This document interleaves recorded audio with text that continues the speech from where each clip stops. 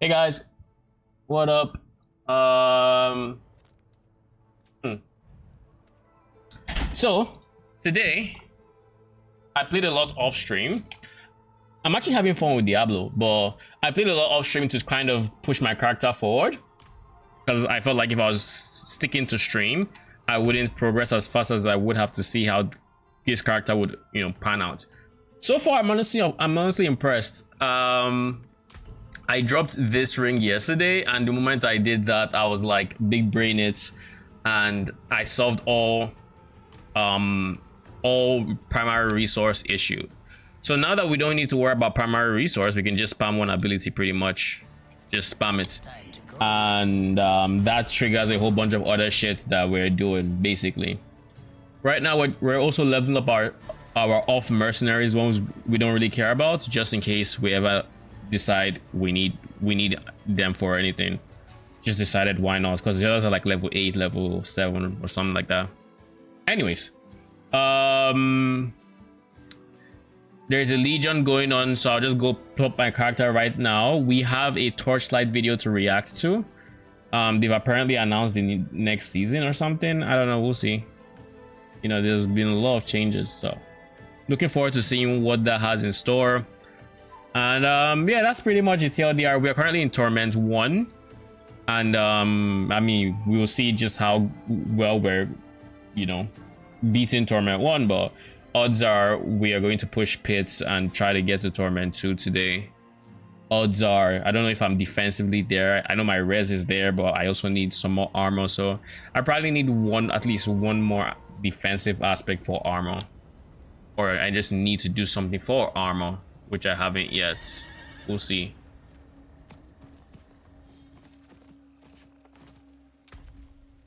I also switched my horse, and boy, I didn't know this horse was this fire. Like, this horse, it looks good. Like, it's charged. I didn't know this was a thing for this horse in particular. I always use the ghost horse.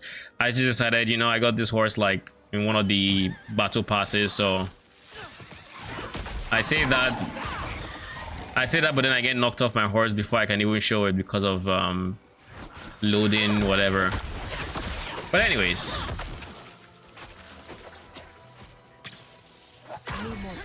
I like that I can ride my horse and I can have that aura to scare things away for a bit before it goes up. I think like 6 seconds or something. But anyways, I love the fact that with this guy, once you gallop, you see, bruh.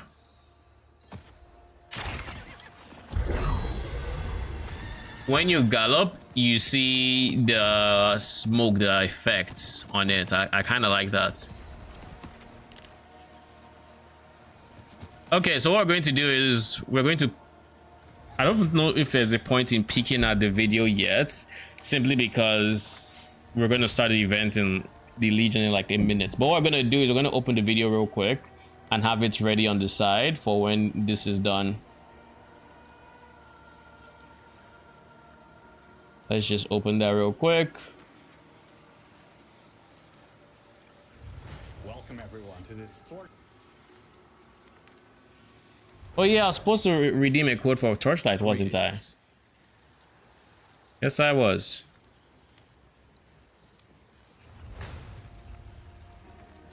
Hello.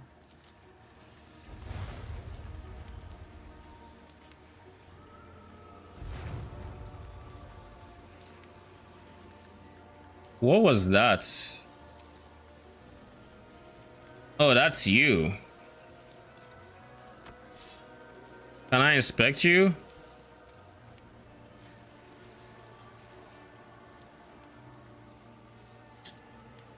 You have the ring I want, right? Yeah, he has Writhing Moon.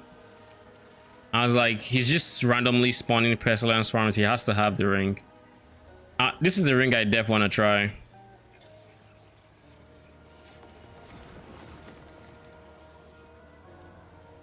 He has Stinger, he has a whole bunch of other shits.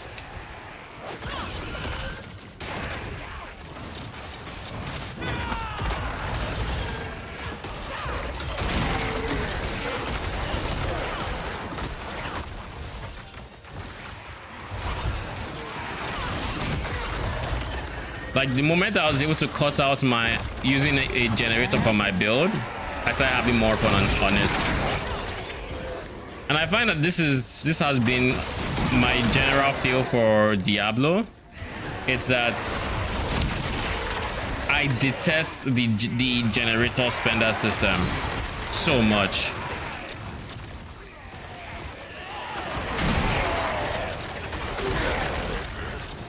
So much.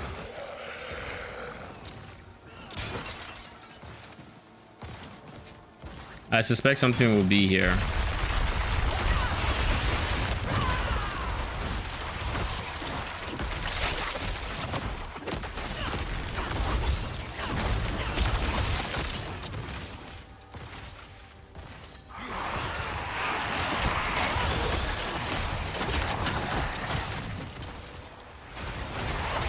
What is that huge circle coming from the necromancer? Is that like a curse or something?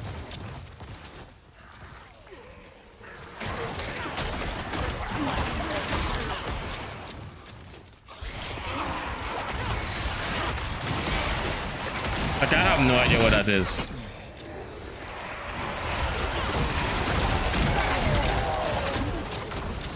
Oh yeah, for most of today I actually spent it what's it called? I spent most of today doing Paragon, so I have a character that's finally or has almost all the tools available to me because I started doing Paragon, doing Renown.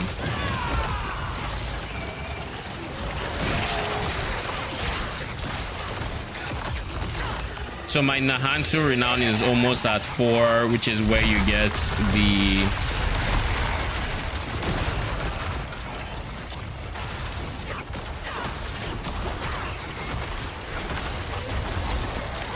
four is where you get your Paragon points, and I think 5 is like oboes or something. I'll still go for it, but you know,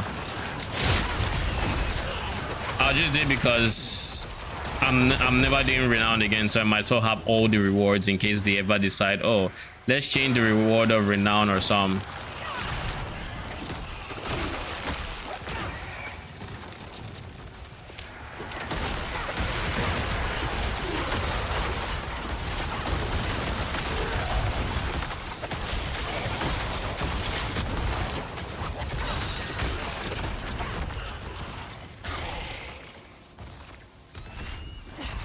Oh yeah, now I can do that.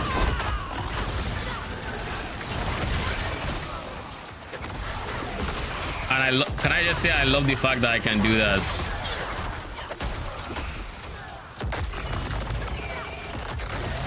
Even on controller. Some walls you can go over, some walls no. McGinnis gets nerfed and he suddenly loves Diablo expansion all of a sudden. I mean, I didn't cause McGinnis to get freaking nerfed. Bruh.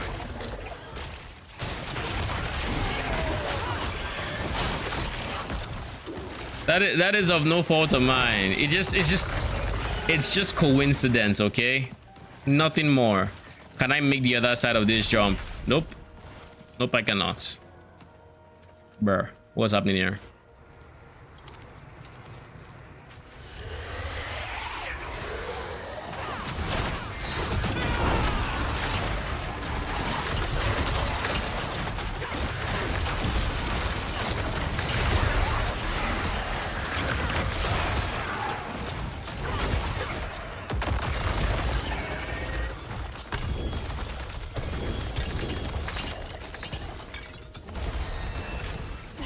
Bruh, that is the one downside of this, that sometimes I just randomly yeet myself across the screen. It doesn't happen too often, but it does happen here and there. Oh, move speed, resource cost reduction, and max life. If I had to give up my current amulets, move speed is definitely mandatory, but I think so is dexterity. And honestly, I would rather get move speed on this than to use the other guy, but I will just keep both to have my options open. We have 49 seconds until world boss. That is going to be, where is it going to be at, by the way? Here. I'm still gonna go for it. It's free whisper. But yeah, let's head back to town and let's watch the video. Surely pure coincidence. You better start trying to learn. You mean like you? I'm good. I have zero interest in Haze. None. Nothing. Alright, let's see the video. This is for Torchlight Infinite's SS6 or Season 6. Welcome everyone to this Torchlight Infinite season preview. Can you all I'm hear it Andre, properly? your community manager. I assume so. As the Clockwork Ballet comes to a close, we're You know, as the more I watch Torchlight's like reveals and whatnot, the more this guy has grown on me. thrilled to introduce our new season, the Frozen Canvas. Why does this look like Elsa or The something? Frozen Canvas Like is it's our a very most daring Elsa-esque effort to theme. date. And this season, we're doubling down on player-driven development. New season, new game mode, a massive revamp to core game mechanics, free heroes. Oh shit, it's Grim. What up? It's been so long. How you doing? Welcome, welcome. I'm doing good. Watching the review for Torchlight Infinite's next season and just playing some Diablo. Trying some weird stuff in game to see what I can build on a class that probably shouldn't be. You've had a rough week? What happened? A way to grind out pack spirits and so much more. Did I miss the PoE auto bomber build? The PoE auto bomber build, no you did not. It will be back once I get tired of Diablo, so it shouldn't be too long, like let's say a week or week and a half. But Diablo launched, so I couldn't ignore it pretty much. One thing I will say, I did get the PoE auto bomber working in game. It's not as good as I would like, so I am currently refining the idea in my head on how to approach the auto bomber situation. Diablo launched, yep. The expansion did, so we have a new class. We have a new class called the Spiritborn. As you may see, different skills, different archetype, yada yada. So yeah, Diablo has a launch. Went to work Monday and had a Jesus Christ. I hope you're doing good now. Went to hospital. They told me I've had several. So what, the others were just not enough to cause any issues or for you to notice? What? Are you good?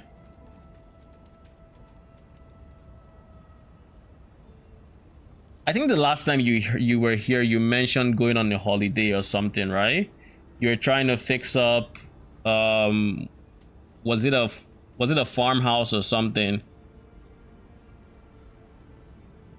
I think I remember something like that, and then you had like a holiday plan going. It's really crazy. I don't have any lasting effects. Yeah, that sucks. But if you don't have any lasting effects, then I think that's good. Well, what did they say to watch out for? Is it like stress? Is it like diet? What the fuck could have caused it?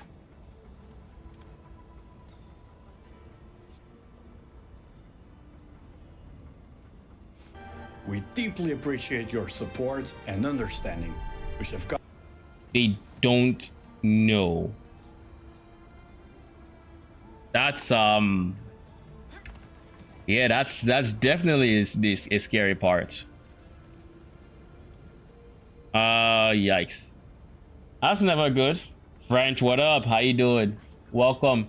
We're checking out Torchlight. I don't know if you played Torchlight or if you've ever played it. It's the most PoE-like game currently on the market, in my opinion, based on like the end game. Like the end game is as close to PoE as any other one has, except it's a lot faster.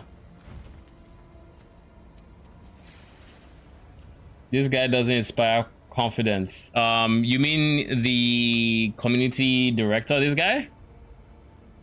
I mean, he's grown on me personally. I don't know about you, but maybe not to the, I mean, obviously not to the level of like Chris Wilson or anything, but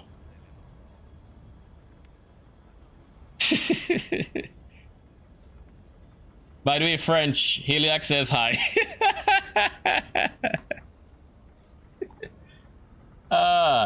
The YouTube Twitch high.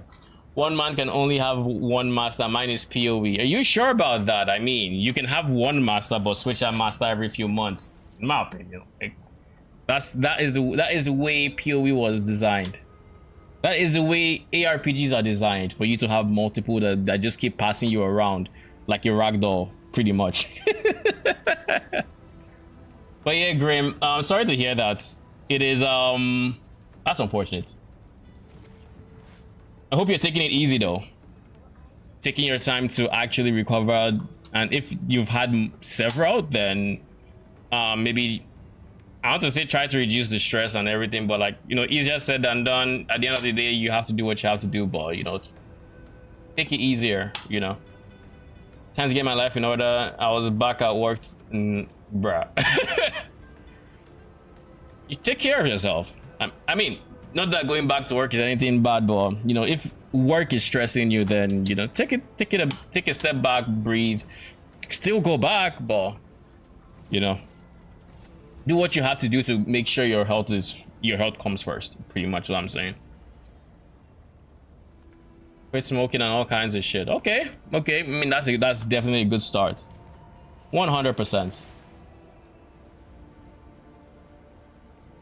But yeah, glad you're doing good. You know, on the more positive notes, you survived. You're still here, so I'm glad.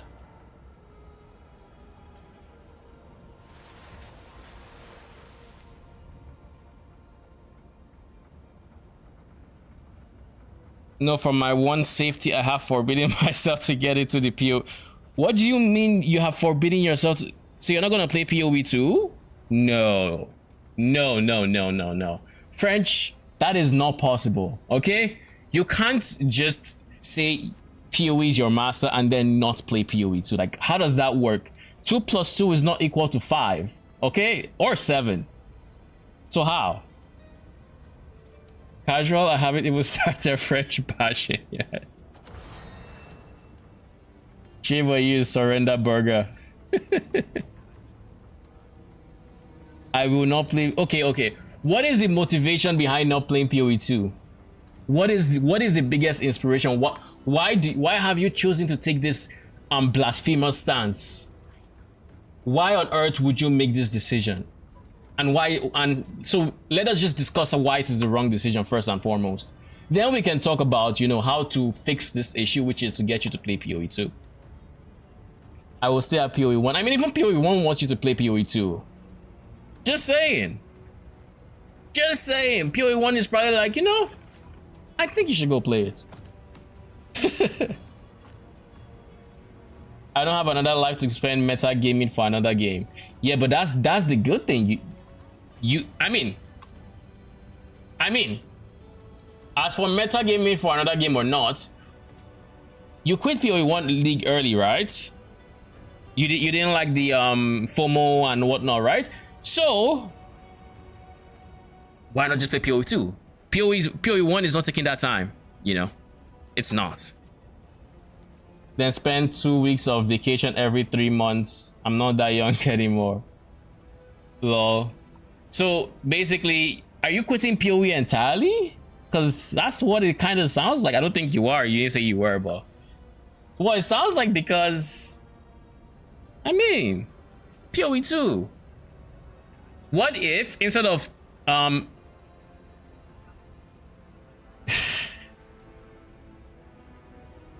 yeah, I will not start PoE 2. What if you just took it very chill? Played once a week or something. And just tried the game out. Because I genuinely think it's worth trying. Even if you're not stoked about maybe how the combat looks or whatever, it's worth trying and just seeing if. I expect Big Stream Boy to play it. I mean, you know I'm gonna play the fuck out of it. You already know this. We're, like from day one, we're gonna be cooking up some shit. Day one. Never change your running system, so you can't run away from the torches anyways. You can't play a game casually? I mean, I can get that. I can get that 100%. And if you had to pick from PoE 1 and 2, if you've decided PoE 1 is your is the hill you want to die on, then that's fine. However, I do still think you should at least try it. You know, just give it a try. What's the worst that could happen? You pick PoE 2 over PoE 1? That's the worst that can happen. You find a new game. Or worst case scenario, you actually end up in a situation where every few seasons you switch games. So like you spent, let's say 2-3 seasons in PoE 2, then you spend 2-3 seasons in PoE 1, and then you always have like, whenever you switch, you have this wave of like fresh content you can try in the next game. Like that's the worst that can happen, really. Just saying. Just saying. Got us all the way here. Why is this lagging? Is it Diablo that's lagging Got it? your attention? Let's jump right in. Is this Diablo or is it my thing?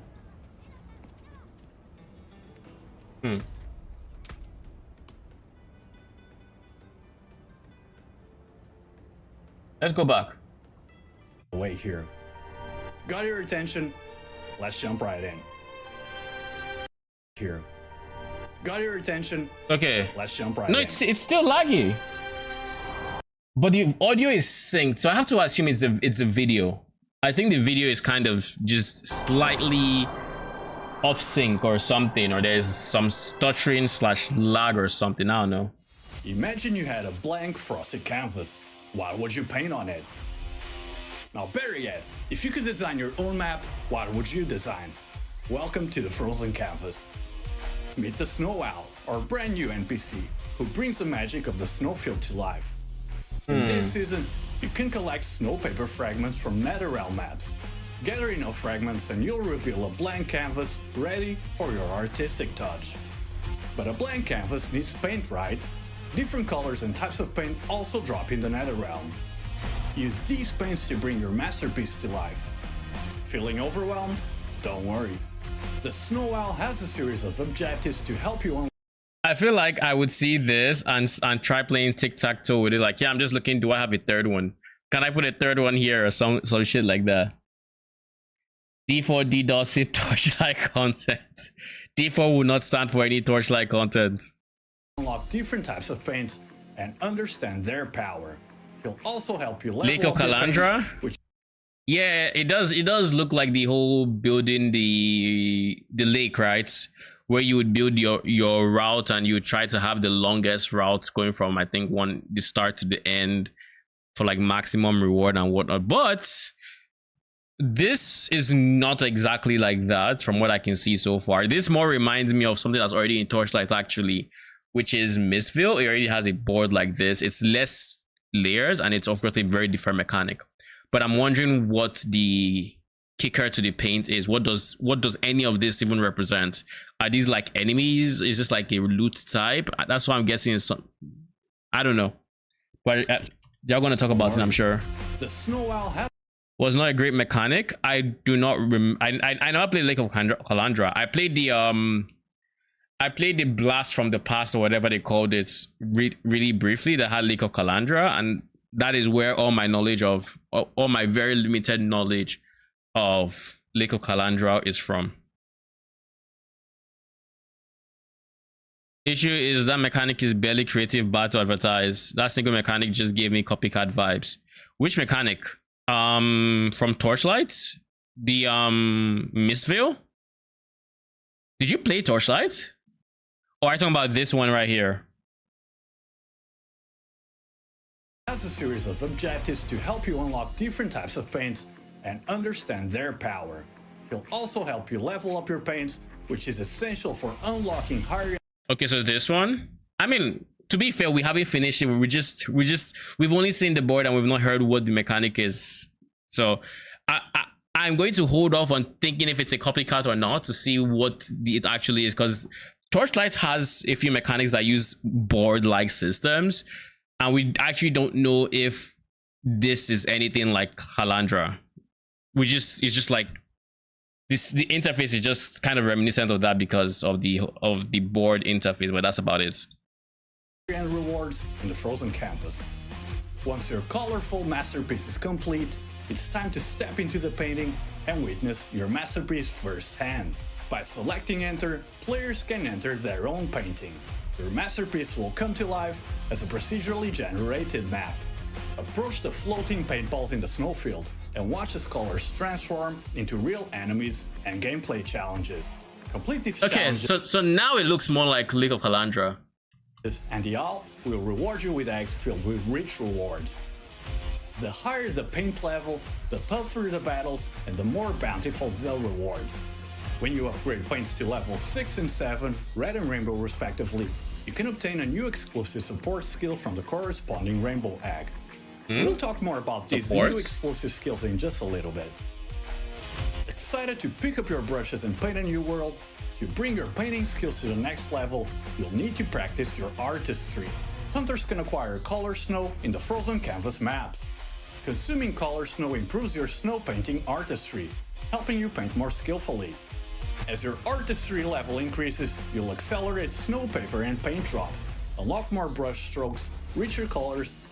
Am I the only one that, as I'm hearing him talk about the whole painting and notepaper and all of this, my mind isn't able to keep up? Like, I'm trying to think, well, okay, paint levels, notepaper. What the fuck is notepaper? What do we do with it? What, huh?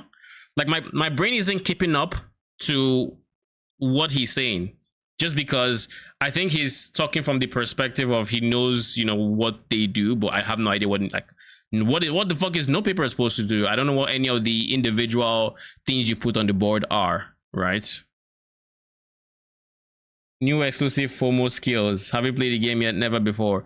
Torchlight is actually pretty good. Like I said before, it's the closest to PoE in terms of in the ARPG scene that we have in terms of its end game. It has its own customizable tree where you would impact what you would see on a per map basis. It has compasses. I think it's compasses. Now this season comes with it a whole lot of reworks, so a lot of things I'm saying might actually not even be valid for the new season, but it has the level of complexity in end game farming that you would expect from an ARPG, stuff that Diablo and Last Epoch fails to do. Because with Diablo, like, you have no way of really customizing your end game. Like, you can by just running hell ties or just running whatever, but at the end of the day, at least to me, everything boils down to the pits is very reminiscent of Nightmare Dungeons, which is very reminiscent of just regular dungeons, which is also reminiscent of what else? Basically anything dungeon related. The only thing that's different is the pit is different from, I guess, Uber bossing or bossing in general, but that is also different from Infernal Hordes. Feels different. Like, Infernal Hordes is the first in Diablo is adding that actually feels different or separate from the rest of the end game that we've had since season 0, basically. The new exclusive support skills are transgems, basically, which is cool. PoE lights, basically PoE without a lot of the BS that filters people out. I have the problem with exclusive word for seasonal game. You have an issue with the use of exclusive? Like what? Like, in what context? Like, exclusive rewards or what? Because from my understanding of Torchlight, the old system had stuff that if you didn't get in the season, it might be harder to get. And of course, it had some other elements where it's like some things, like very few, but there were things that were like pay to win previously, but they've also supposedly changed it in this season. So we have a lot to cover, to be honest. New exclusive skills. I don't think skills would be exclusive to like this season to where you wouldn't have it next season, because geez, kind of defeats the purpose, you know. They have seasons for a reason. Well, the fuck. Okay. Shiny and brand new. Like, I mean, to be fair, PoE makes shiny and brand new things. That's the whole point of the season, is it not? You would have shiny brand new things that you would want to get your hands on. I mean, look at season, was it 23? 3.23, when they teased trans gems, or or the Skirap overwork in 3.24, or overhaul rather, and stuff like that. Like that's the hype for the new season. In the frozen canvas maps. Okay, let's try to understand what the fuck he says here. Naming color snow improves your snow painting artistry. So basically, you get points to spend in your skill tree, your atlas tree, helping you paint more skillfully. As your artistry which increases your rewards. level increases, you'll accelerate snow paper and paint drops. So you just drop more shit. Lock more brush strokes, richer Maybe that's map tiles, I don't know. And add further complexity to your maps. Okay. We can't wait to see processed what kinds this. of masterpieces you're going to be creating. So We actually processed what he was saying, because it's like, can we just use stuff that we understand because we haven't played the season mechanic? We can argue that most of PoE League content is kind of poor and exclusive stuff. Most of the changes more core game changes. I mean, Faustus isn't on standard. Faustus alone is insane. The league mechanic currently, King's March. I would, if I wasn't a season player, I would feel intense FOMO because like King's March just seems so cool. The concept is so, you know, and we have no idea if it's going core or not. I'm personally hoping it's core in some way, shape, or form. That's me. What do you call it? But like, if you're an exclusive standard player, you might never interact with King's March. Heck, what if they decide to remove Faustus? They could never. The community will be up in arms. But what if they decided to? They would never have interacted with that too. So then there's that FOMO as well. It's like, you can technically make the argument that anything seasonal content is FOMO because it might not return, or it might. You know, like,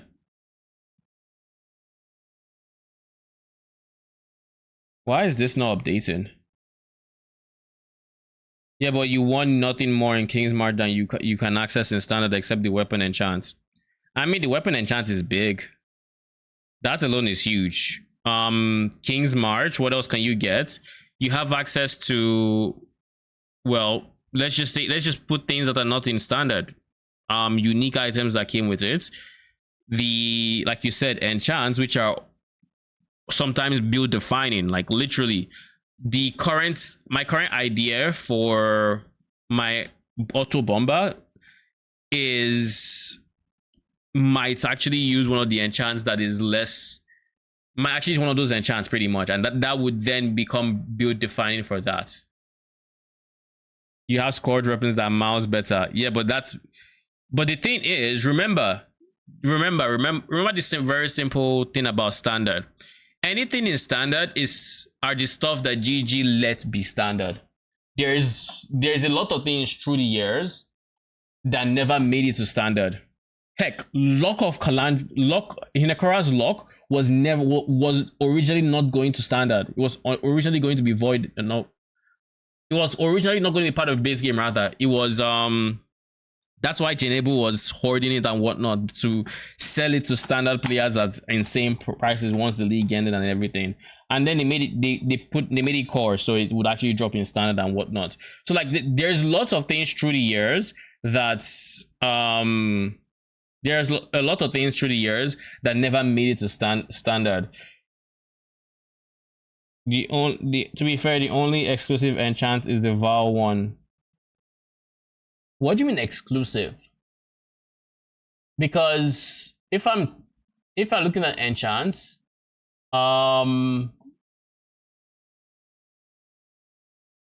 does no physical damage but has 50 to 100% increased elemental damage enchant. Is that in standard? Or the converse one, which is gain 40% of physical damage as extra elemental damage of each one. Like you have crucible weapons, which could be, you know, nice. Trigger fire spell is also exclusive.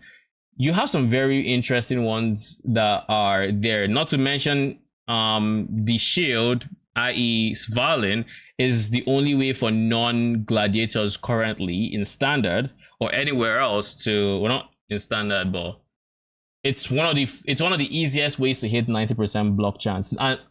And if those builds that actually did make it to 90% block chance previously would now have like an insanely high, like 95%, 98% block chance or something like that. So it still has that, you know. The only build definers are great, but alternatives exist. I don't think that's. I mean, that Val is build defining, but Trigger Fire, like Arcane said, is also build defining. If we're looking at just build defining, there are some builds that currently would not function without the Tormented Ghost. Tormented Ghost is also unique, by the way. What else was there? There was gain a shrine buff every X second. People haven't really talked about it, but that's also a pretty strong one. I think its implementation was a bit weird though. That one, I think the implementation was weird. If you go through the runesmithing ones, there are like really good ones that you can argue are build defining. Yo wiki, we're just going to look at this for like literally less than 30 seconds or something. Runesmithing, but if you have wanted to play with that, I'm just like, yeah.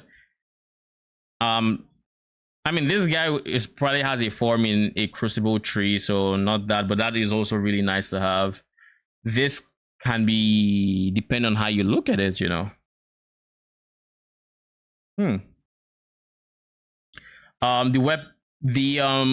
That reminds me, this weapon. Is it King's March? There's a unique weapon. I don't know if it would be here. This guy, Ser's Masterwork.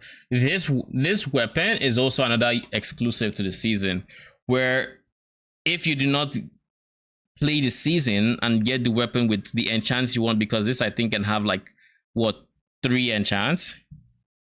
Yeah, it can have 2 additional enchants, so I think it can have 3 enchants or some shit like that on it. And of course you can dual wield these to have like, I don't know, 4 to 6. I don't know if it's 3 or 2. I don't think it says anywhere here. Anyways, if you do not do stuff with this now, you're not going to have the chance to. For example, it's going to be one of those things where you would never use this weapon because the weapon is very mediocre without the enchants. Jungle, thank you for the lurk, appreciate it. I haven't played the game yet. Now that mechanic just feels uncreative and rather off turning. I mean, fair. But also the counter argument is we haven't really seen, like, we don't know everything the mechanic has to offer yet. So like, I'm still of the opinion I want to hear it out and see. I think there's obviously going to be differences between that and Lake of Kalandra, and I think people just have PTSD of Lake of Kalandra itself. So who knows? Maybe it is Lake of Kalandra done well. We don't know yet. We don't know how it's going to be until we actually play it. The minion enchants is the worst of the bunch. Yeah, we don't talk about the minion enchants. Minions were the well, how does that saying go? Is it red-headed stepchild, the one you hide or something? You know that saying? That those are minion players right now, because we were an afterthought. They created everything and thought, oh, if we don't do something for them, they're gonna whine. So they just give us whatever. Like literally just whatever. Cannot find 3 enchants on it that compare with a good rare weapon. Actually, it's not that hard. I think Dreamcore has a video on just that, on like some interesting things people were doing with the weapon. If I can find him. Dreamcore had a video like some time ago. Unique shield, apostate. This is the video. Chaos damage from hits is lucky, socketed. Like, people had some interesting combinations. He gets sidetracked by breathing his hog. Yo, Arcane knows this. Like, I don't think I could watch a 30-minute video for less than like 2 hours on stream. When I'm not streaming, I have no issues doing it, but once I'm on stream, I'm doing everything all at once. Like, I don't mind being sidetracked. Like a true French variety. Remember, share your maps and designs with us. Does that mean, when you say stuff like that, does that mean, I have no idea what that would mean. Share your maps and whatnot. does that mean you're actually going to see like artistic procedural generated stuff like on the map itself before you run it, or are you gonna drop some weird thing after the map? Like I don't know why that is something to share. Art. Yeah, enough said. This is the new class, I assume. Please be Minion related. I know you're not going to be, but please be. Or please have something that you can do with minions. She can hear fishes. Oh shit! Can I talk to fish? Tell. You know what I said? Make it Minion related. I was kind of joking, but like I didn't. Maybe.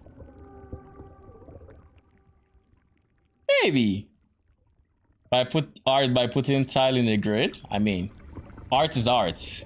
Art is in the eye of the beholder. Fishes as, I mean, to be fair, I think fishes as minions is a very underutilized archetype. Like literally, you have entire groups of monsters like Sahuagin and whatnot that you could literally just make into minions, and you can even get creative with it. You know, you can actually, and I think in the whole MMO scene, it's actually very underutilized, in my opinion. You know, Nemo is back. Hey, I mean, someone has to find him. Just saying, like someone has to.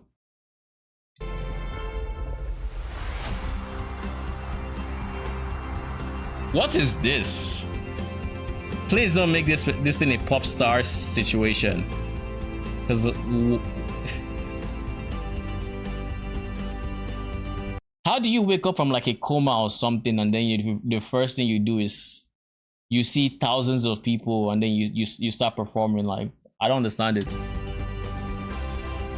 I assume that was not a coma then.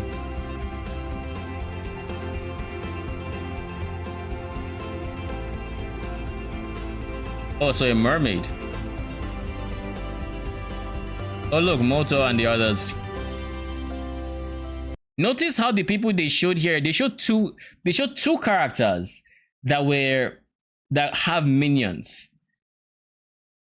Keep in mind, Iris and Moto are here. So like, look, Iris is here and Moto. These are two minion characters. So just saying, we have hope. We have hope, okay? I don't know who the third person is. No one cares about her.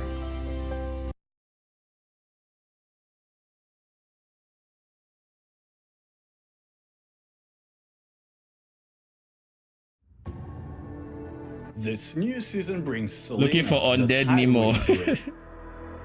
Selena hails from a sea woven of. Can you imagine a class that use undead fish? Like, why? See, I do life is strange. Sweet dreams. Yes, it is. Where she sang day and night for an elusive dreamscape. It wasn't until she set foot on this land that she truly understood them. Did he just say dreamscape? Like that was all in her mind? Woven of countless sweet dreams, where she sang day and night for an elusive dreamscape. It wasn't until she set foot on this land that she truly understood the meaning of her songs. As the first shape-shifting hero in Torchlight Infinite, Selena brings a unique and dynamic playstyle to the game. When walking on land, Selena can enter the Bard state. I don't want to be that guy, but looks like heroes, they have the models ready.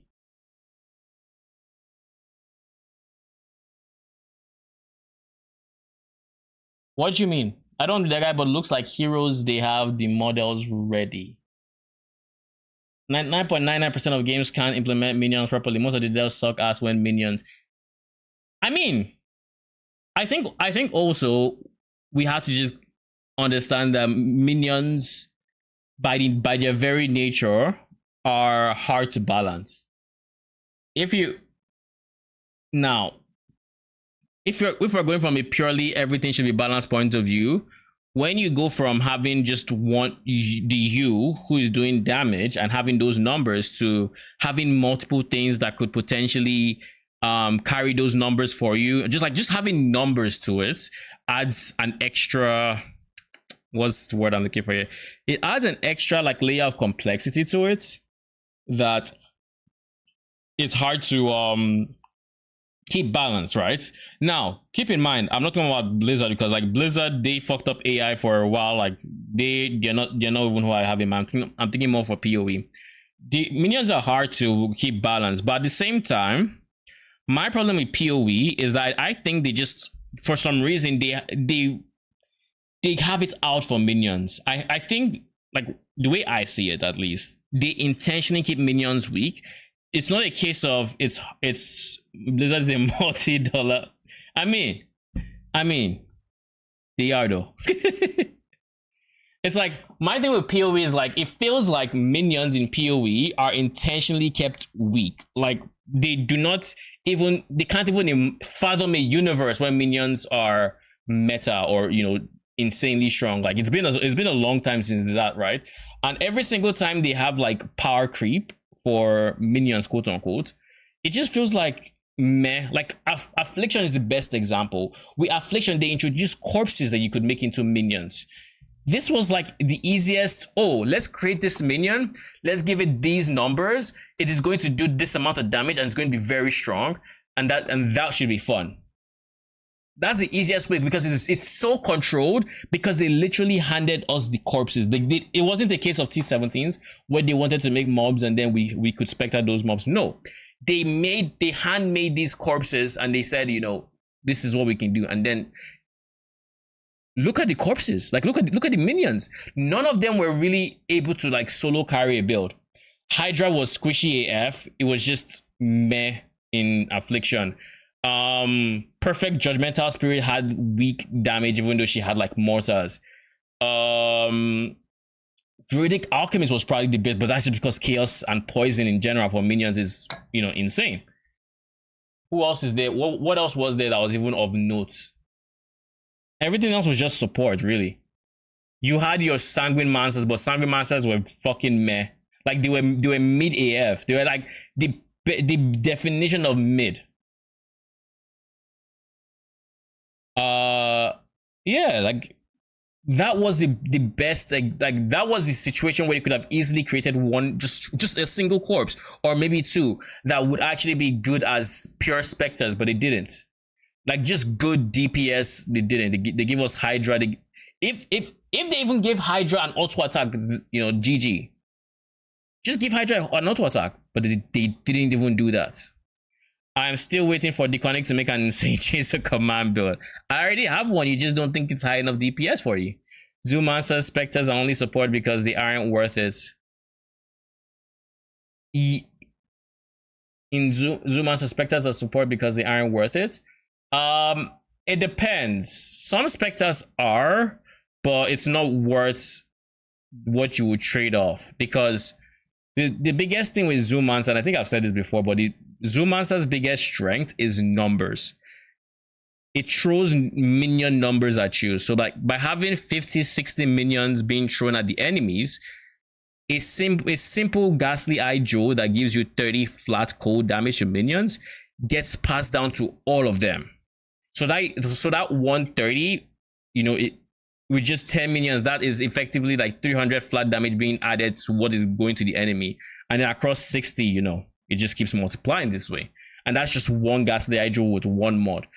So like, that is its biggest strength. And to that end, you're probably better off with your 5 Spectres going something that boosts the damage of the other 50 than going for 5 damage minions extra. Does that make sense? So like that. So it's not because they really don't do damage, because you can have like a Frostbearer there that would do decent damage or whatever. It's just, in terms of doing more damage, you're better off boosting the other 50 to 60 minions than you are getting 5 extra minions that do damage.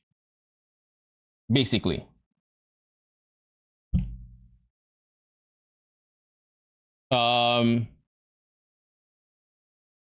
Okay, I missed quite a few messages on YouTube chat. Minions are really hard to balance. Yes, they are. I think it looks like they have shown hero that have minions. Oh yeah, in this game they do have heroes that have minions, like 2 heroes. But one thing with their minions is they're not as fluid as PoE have minions, where the minions are typically meant to be played by a certain class, and if you're not that class, you have innate disadvantages using those minions. to where it's probably isn't worth it. Like charm mechanics, just adding bodies that eat damage for you, still paying the skeletal mage meta. I think PoE as an abstract minion problem. They're all the same, and we are forced to find ones with crazy spell characters to perform okay. I would say if you ignore specters and animate guardian, for the most part, most minions are the same. Skeletons and zombies are the same. The only difference is one is temporary, one is permanent, and one has more health. It's technically same attack. If you decide to go range, then yes, you know, archer skellies are kind of different, but you also have your summon phantasms, except phantasms are automatic. But again, base damage is different. And I guess summon conditions are also different, so that kind of differentiates them. Golem and zombies, exact same, just numerical differences and visual differences. It's like one has more health, the other can be summoned from corpses, the other doesn't need corpses, one has like some attacks that you probably just ignore all the same or whatever. But that is why for like a good season or two, all I was doing, I was only playing specters, because I just got tired of non-specter minions. They all felt like they were the same. Like, I don't want to build around, like if I build around zombies, I don't want to build around freaking golems, like melee golems at least. Range golems were different, but when I looked at them this league at least, they just were kind of meh. There's no reason you would go lightning golems when red defilers are a thing, as an example. It just doesn't make sense. And then flame golem, I think their spread is kind of awkward. They could be worth trying to build around. I will probably look into flame golems. That is a minion I do want to try, but I also kind of feel like their projectiles are not the fastest.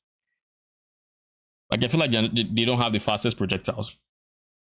Don't forget about Affliction. Some minions were insane early, and a lot of MF builds use them, or insane life values for DD. I mean, I don't think... Do you know of anybody that bought corpses just to DD them? Because, like, I don't. Yeah, I don't. People use T17s for higher corpse health. So, like, they did that, but it wasn't, like, Affliction corpses. DD is some problem. I mean, once you have a mechanic that scales off of a quote-unquote infinite scaling damage towards, like, minion life, it's bound to have some very nasty balance issues, basically. Zoomancer is stacking the bulbs, well, for corpse life it is, and stacking the bodies between you and the bodies. Yeah. And if the attack isn't eaten by your minions, you just hope they kill it fast enough to where it doesn't reach you. I wonder how long we can drag this 37 minutes. I mean, I could be on this video for the entire stream at this point, basically. Fire Golem of Horde seems hilarious, picking projectiles like no tomorrow. Yeah, my thing with Fire Golem of Hordes is I'm not the biggest fan of the spread. I think the spread is what gets me the most. We're gonna go back to the video, don't worry. I still have the video in mind. I'm just going on my own side thing here. Anyone else? Yeah. We have to wait. Yeah, okay.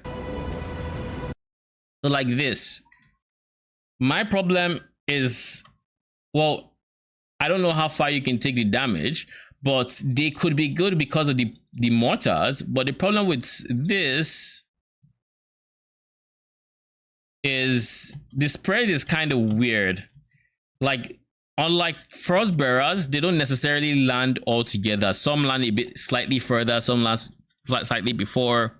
And in a situation where you're clearing the map, it's gonna feel very similar to Frostbearers, but it's probably gonna have lower base damage and just lower minion numbers in general. So that's kind of why I was against this, like them, because like it just doesn't make sense to build this really when you have Frostbearers as a thing, and they probably just do this job but better. And that's what I think I've been finding as when I was looking through golems to build. It's just, why build this when this is just this but better? I make Guardian the MVP. I like Anime Guardian. I like this last season I dedicated to just like specters. This season before, largely the same, mostly specters. But like this season I said, this season I'm gonna do Anime Guardian. This season was Anime Guardian season, and I'm happy with how it turned out. Want me to start talking about Chaser Command anime?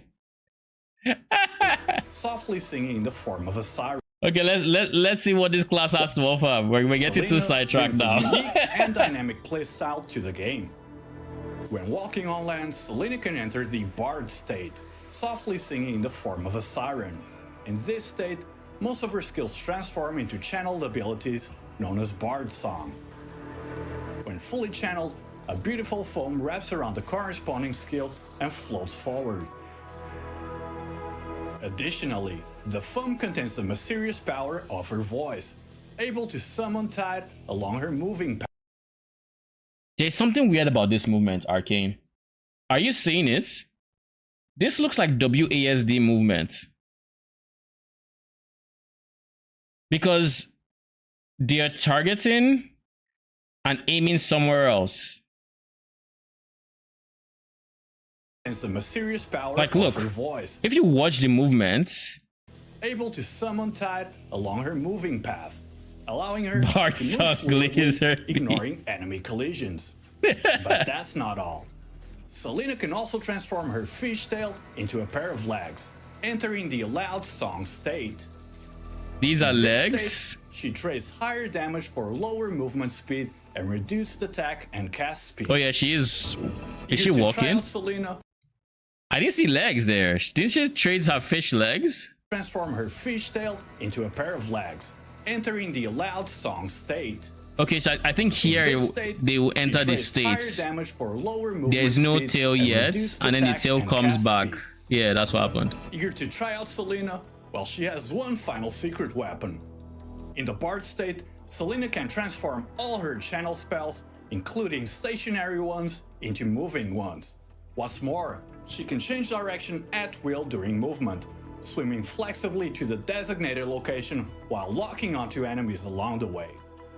Selena is definitely a So she's a prime example for an auto bomber, like the prime class, because that's what it sounds wild like. addition to our roster, locking onto enemies along the way.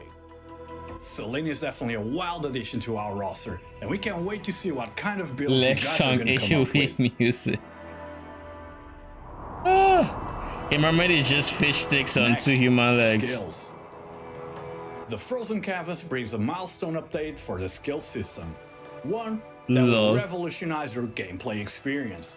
What is This this? update overhauls the vast majority of active skills, transforming familiar abilities and breathing new life into lesser known ones. We've introduced several exclusive support skills for a wide range of active abilities. When you equip these exclusive skills in skill support slot 3 and 5, not only will you see a boost in skill damage, but you'll also experience completely new skill forms and effects, greatly. That's honestly a nice concept. So basically, they would have unique effects when they're in skill slots 3 and I assume 5 would be a different effect, but if it's the same effect, then it means you can have 2 of them and have the special effects, and then everything else among your skills would be whatever the base one is. Enriching your combat experience. Curious about these new effects? Let me show you. First up is the exclusive support skill for Split Shot. Split Shot Rapid Advance. This turns Split Shot into a channel skill, allowing you to continuously channel Split Shot while moving, launching automatically aimed projectiles. Next, we have Ground Shaker's exclusive support skill, Wrathful Vault. This transforms Ground Shaker into a jump release skill, changing the former stop-and-go experience into non-stop jumping action. Yeah, so And this then is there's Whirlwind's Transfigured Gems. exclusive support skill. I mean, it's not a Whirlwind bad Blade. system, honestly. This adds the projectile tag to Whirlwind, letting you leverage relevant mechanics to build a more powerful This one looks and cool. fun playstyle. Like this Whirlwind When Blade equipped actually with looks Ring of cool. Blades strength in numbers, the Ring of Blades projectiles will be generated on summon minions. Once you Huh? build Wait, Ring of what? Blades style. Let me see. When equipped with Ring of Blades strength in numbers, the Ring of Blades projectiles will be generated on summon minions. Want to build a powerful legion of Ring of Blades for your minions? Now you can. This is Nice. I have gacha PTSD from the skill stuff. Spin to win, split shot. This is when it comes to the skills and whatnot. None of that is pay to win. Like for all intents and purposes, the game is pretty much free to play. There was just a one system that would allow you to get certain advantages over someone who didn't have those things. Like for example, let me try to translate this to PoE. Imagine there was a pet you could have that when you had this pet, it did nothing for you except when you do breach, you have a chance to duplicate your splinters, or even if it's a low chance, it's still an advantage, but it's not like you can't play this game without it. That's kind of like what that system was doing. It wasn't a case of you can't just use this skill or whatever. However, they do have classes behind a paywall, in the sense of if you buy the battle pass, you have access to all classes. But if not, you'd have to use the in-game currency to buy certain classes, or the in-game premium currency, I should say. So like I personally typically just buy the battle pass because I don't mind supporting the game. But that is also something to consider.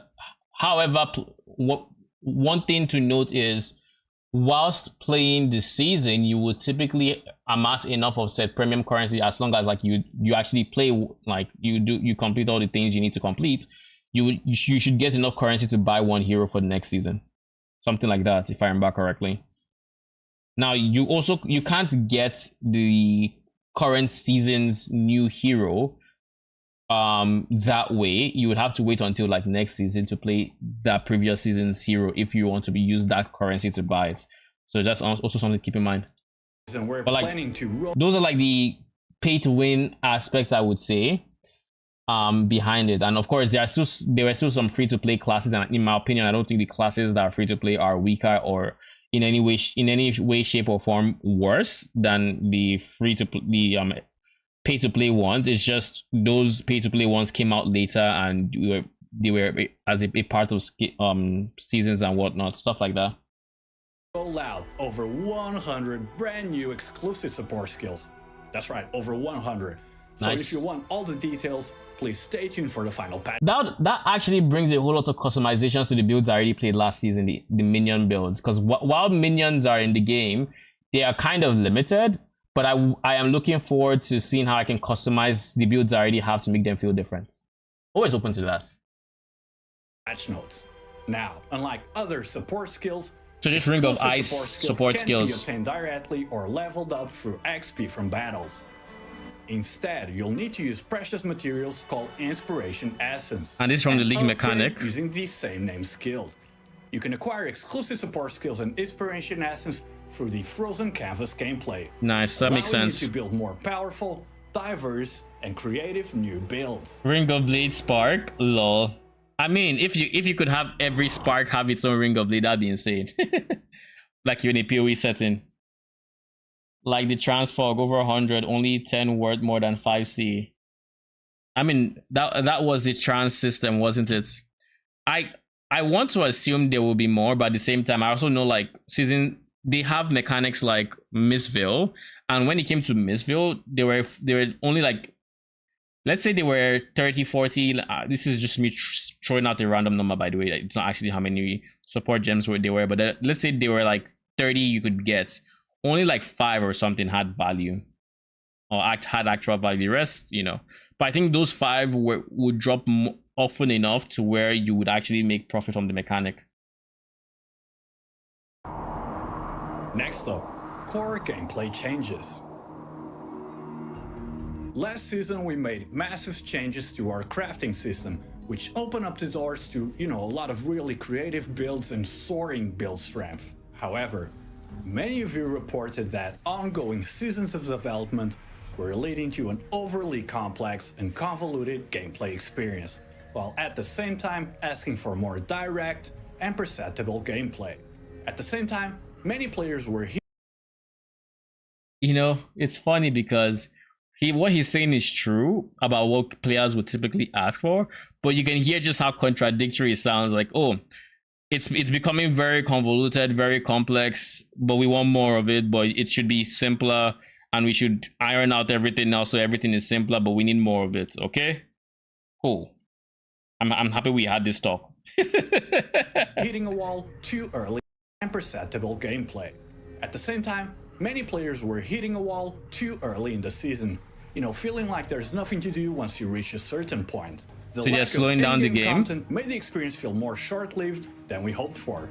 With the continuous addition of new leveling and core mechanics, the damage output of each season That's a lot of words. We just want the one thing. We want this to be simple. We want this to be simpler, but we want more of the simpler things. So, but you better not make it so much that it's complex. No. We want the simple things. All right, capiche? shows significant inflation. The training dummy's damage limit even had to be increased from 100 million to 50 trillion.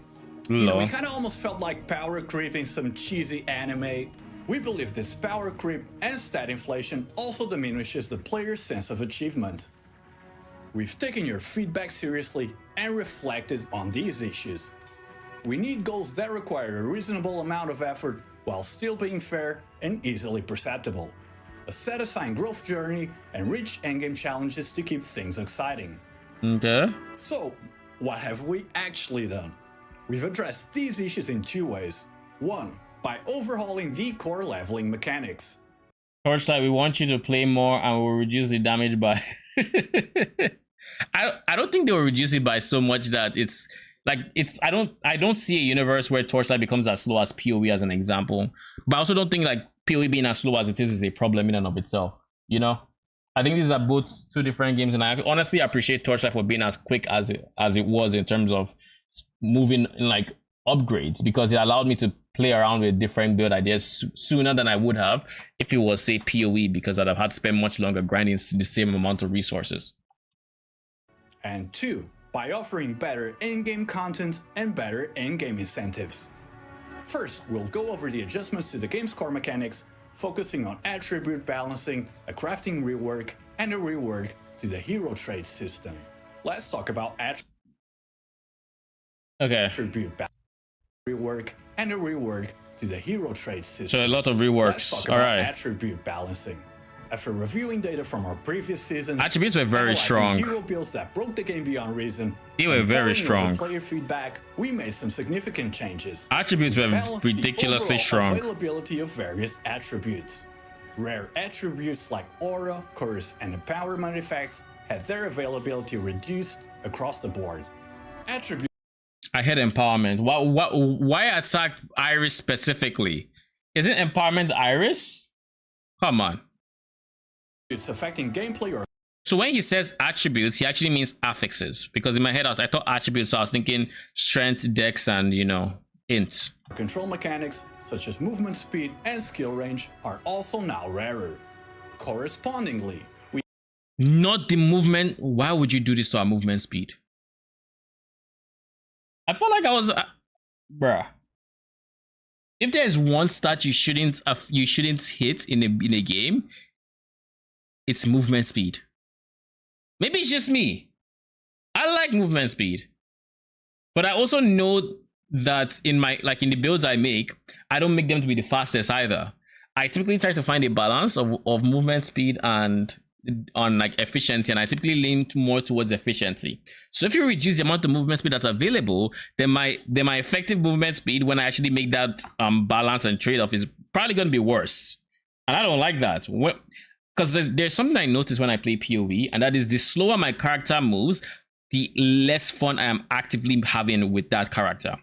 Like, I'm not even shitting you. Like, a character could easily two-shot Uber bosses, and I wouldn't be having fun because it's moving slow. I'm not having fun. And of course, if you have a very fast character that doesn't do any damage, so you have to spend like like a minute on each pack, that also isn't fun. So like, you know, it goes both ways. PoE isn't slow, PoE 2 will be. We don't know if PoE 2 will be slow. That's the funny thing. We actually have not seen footage of PoE 2's endgame. And if you look at Act 1 to Act 3 of PoE, if you were leveling regularly, it would look just as slow as PoE 2 does, except, you know, people are leap slamming and whatnot. So like that obviously is different. The gameplay is different, but I don't think in terms of speed, the difference between PoE 1 and 2 that we've seen is actually that much more different, you know. I heard increasing the time to access power and increasing numbers of the end game content, it's reducing damage more indirectly. No, if it's you mean Torchlight, yeah, like they are slowing the game down, which is fine. It just, I don't want to have to crawl through the game movement speed wise. That's my thing. I don't want movement speed too. PoE with mage blood plus move pot isn't the same PoE. Just once go make a high 3-roll max speed, you require renew leaks. I think one of my biggest fears with making builds like lab runners and heist runners is I would try that movement speed and get addicted, and I kind of want to avoid that.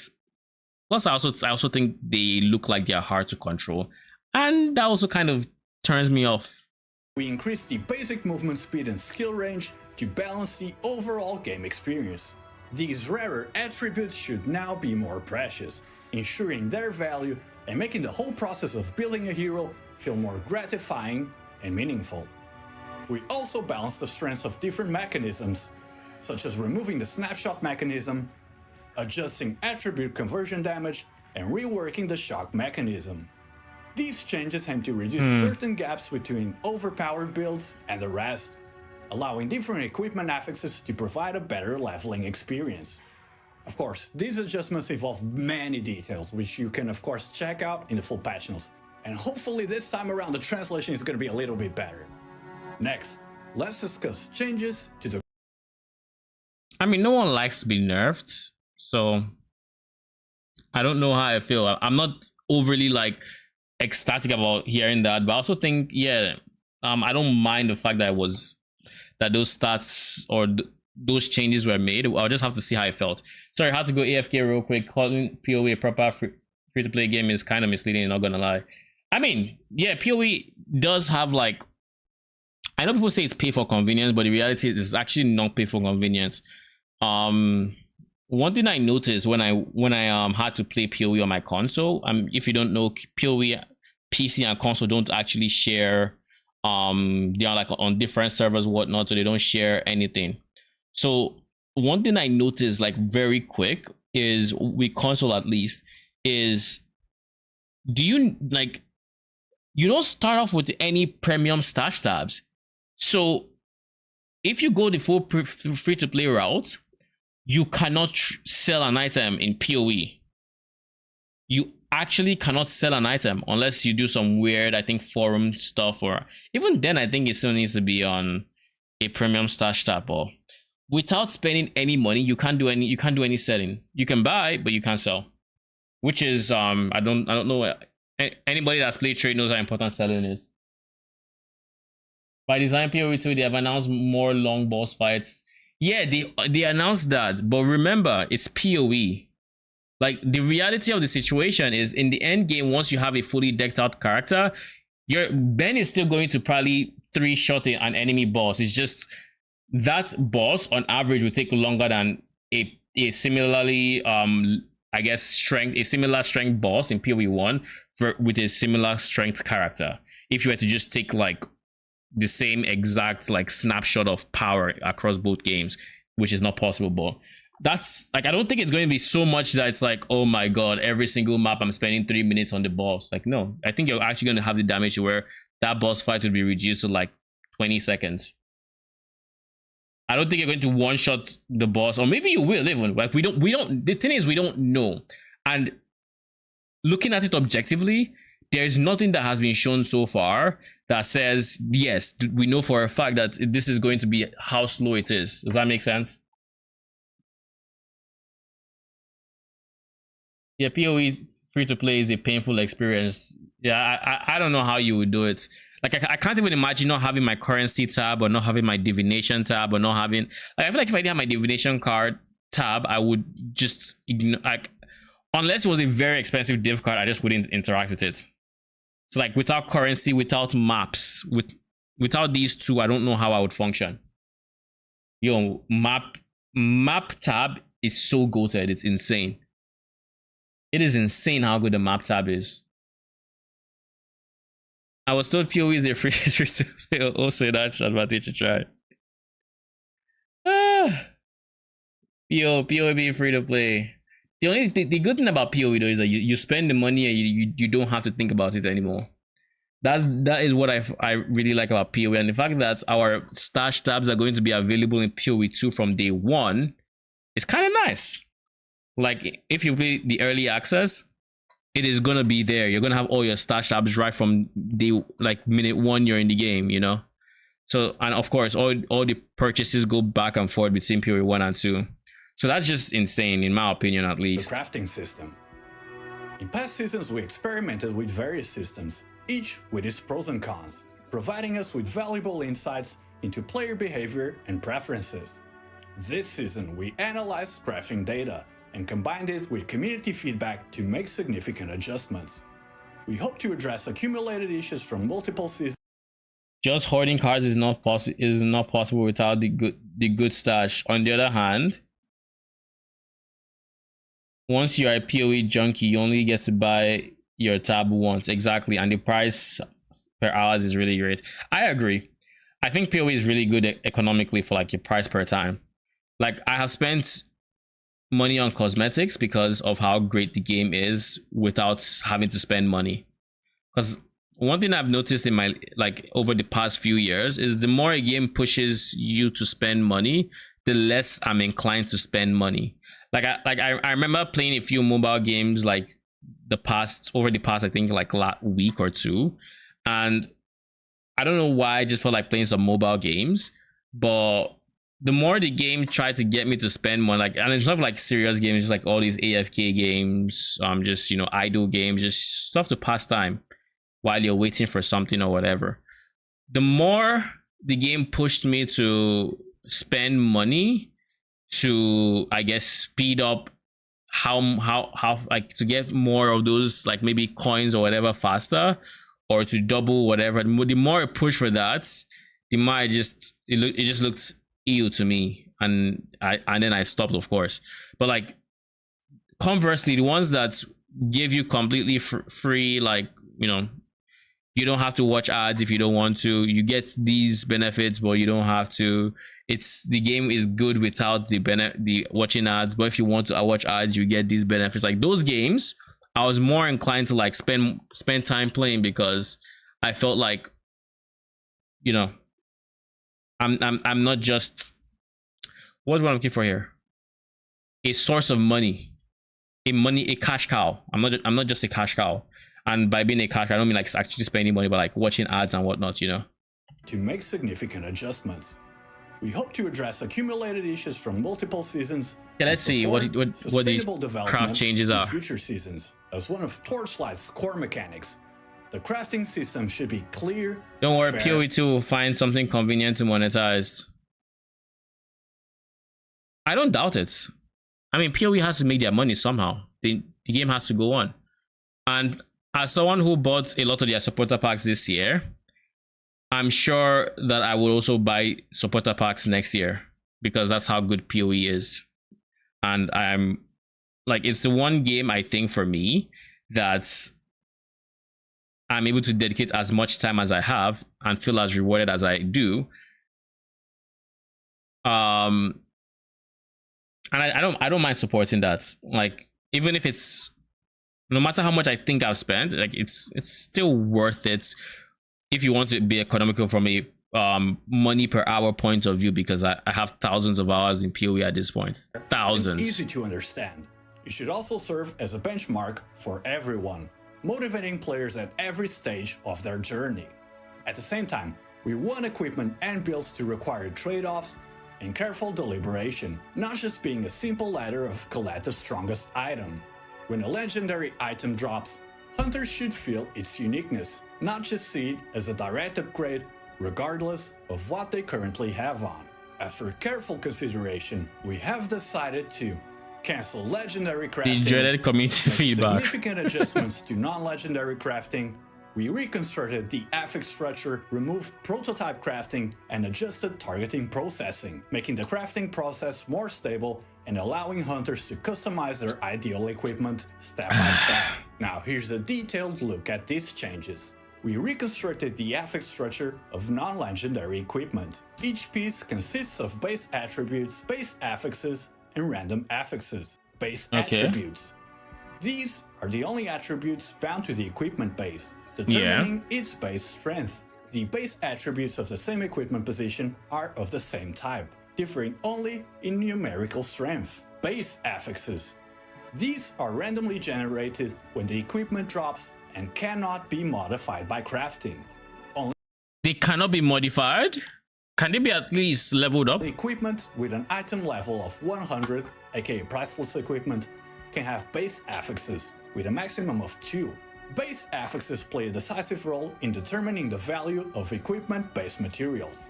So they're making drops more rewarding, which honestly makes sense. Random affixes. Similar to the original prefixes and suffixes, the number of random affixes increases with the equipment's item level, with a maximum of 3 prefixes and 3 suffixes.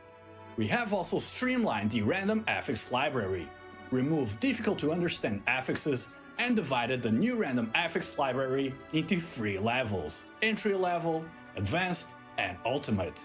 Each piece of equipment can have a maximum of 2 advanced affixes and 2 ultimate affixes. As far as crafting itself goes, we have removed prototype crafting and adjusted targeted processing rules. Now, targeted processing can add an affix to the equipment or replace an existing one. The added affix is selected from the entry level, advanced, and ultimate affix libraries, randomly adding an affix from the chosen library, with the highest being T1.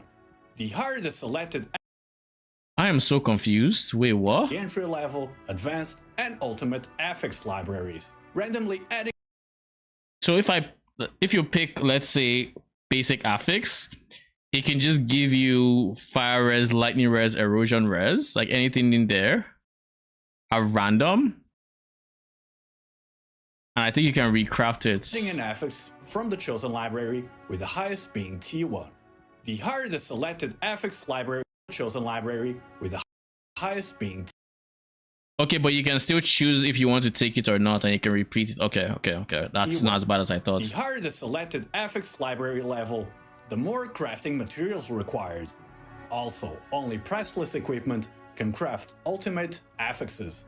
Finally, non-legendary equipment can also be corroded. Players can obtain rotten axes and brilliant axes through Clockwork Ballet gameplay and use them to corrode non-legendary equipment. Corrosion has a chance to turn affixes in the equipment into So now corrosion material is coming from Clockwork Ballet and not Dark Surge. legendary equipment. Corrosion has a chance to turn affixes in the equipment into powerful T0 affixes, but when no T0 affix is obtained after corrosion, the equipment becomes binded. We hope that these changes can help you, first, better identify valuable base materials. Second, make crafting much more perceptible and easy to grasp. And of course, above all, making the entire crafting experience much more It's like Harvest Craft, but spot by spot. You mean we reforge? Yes, it's kind of like that. So you isolate that one affix, and you can recraft and whatnot. Welcome back, Arcane. You missed so much. Yeah, pretty much. But yeah, we don't worry. We're still just 16 minutes into the video. We still have a ways to go. more enjoyable, clear, and distinct. Next up on our changes to core gameplay mechanics. So basically, from my understanding is, I mean, what is the bad side that can happen with corrosion? Because corrosion in this game is kind of like using a Val orb. So can it destroy the item? We hope that these changes can help you, first, better identify affixes, But when no T0 affix is obtained after corrosion, the equipment becomes binded. We hope this is obtained If the corrosion result isn't desecration on argon, the gear will become bound. after corrosion, the equipment. So wait, if it's not desecration or arrogance, if it is, that means you can still craft the item. Becomes binded. We hope that these changes can help you, first, better identify valuable base. Nothing is the bad side. Also, it gets bound. So you can still craft it even if it doesn't hit those two. It's corroded, so it means you can't alter it, right?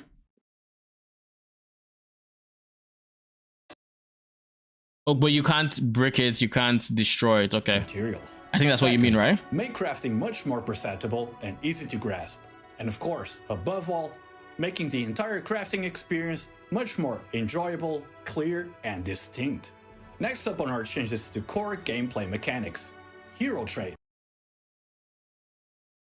What does bound mean? Yeah, you can't trade it.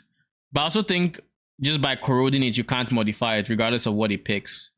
But I think if it picks those two options, it will still upgrade the affix. It's just if it gets one of those two with upgraded affixes, maybe what it means is you can sell it. I think that's what it means. So you can actually craft the corrosion step. You just need to hit it if you want to sell it. Hero traits are the starting point for any build, and a crucial piece the of window the looks puzzle different. when constructing one. So TLDR of hero traits. Hero traits in current Torchlight is kind of like ascendancies. Kind of. Not really, but kind of. It's where you would make certain decisions based on your class, which really alter how you play. Like, do you want your skills to have less AoE but more damage and to have this very unique effect for you in particular, or do you want this other different effect? And it's typically a trade-off where you pick one or the other in the current state, at least. So let's see how they change it. Build, and a crucial piece of the puzzle when constructing one. As the seasons progress and mechanics pile on, hero builds have become increasingly complex, and according to some players, too challenging. It's basically a Valor, but the upside is better than PoE because it can upgrade affixes to higher tiers. Yeah, it can basically take a T1 to T0, which means, according to this, you can't naturally get a T0 with crafting anymore, right? But I'm sure you can still use the whole dream. Can you use the whole dream thing to get T0?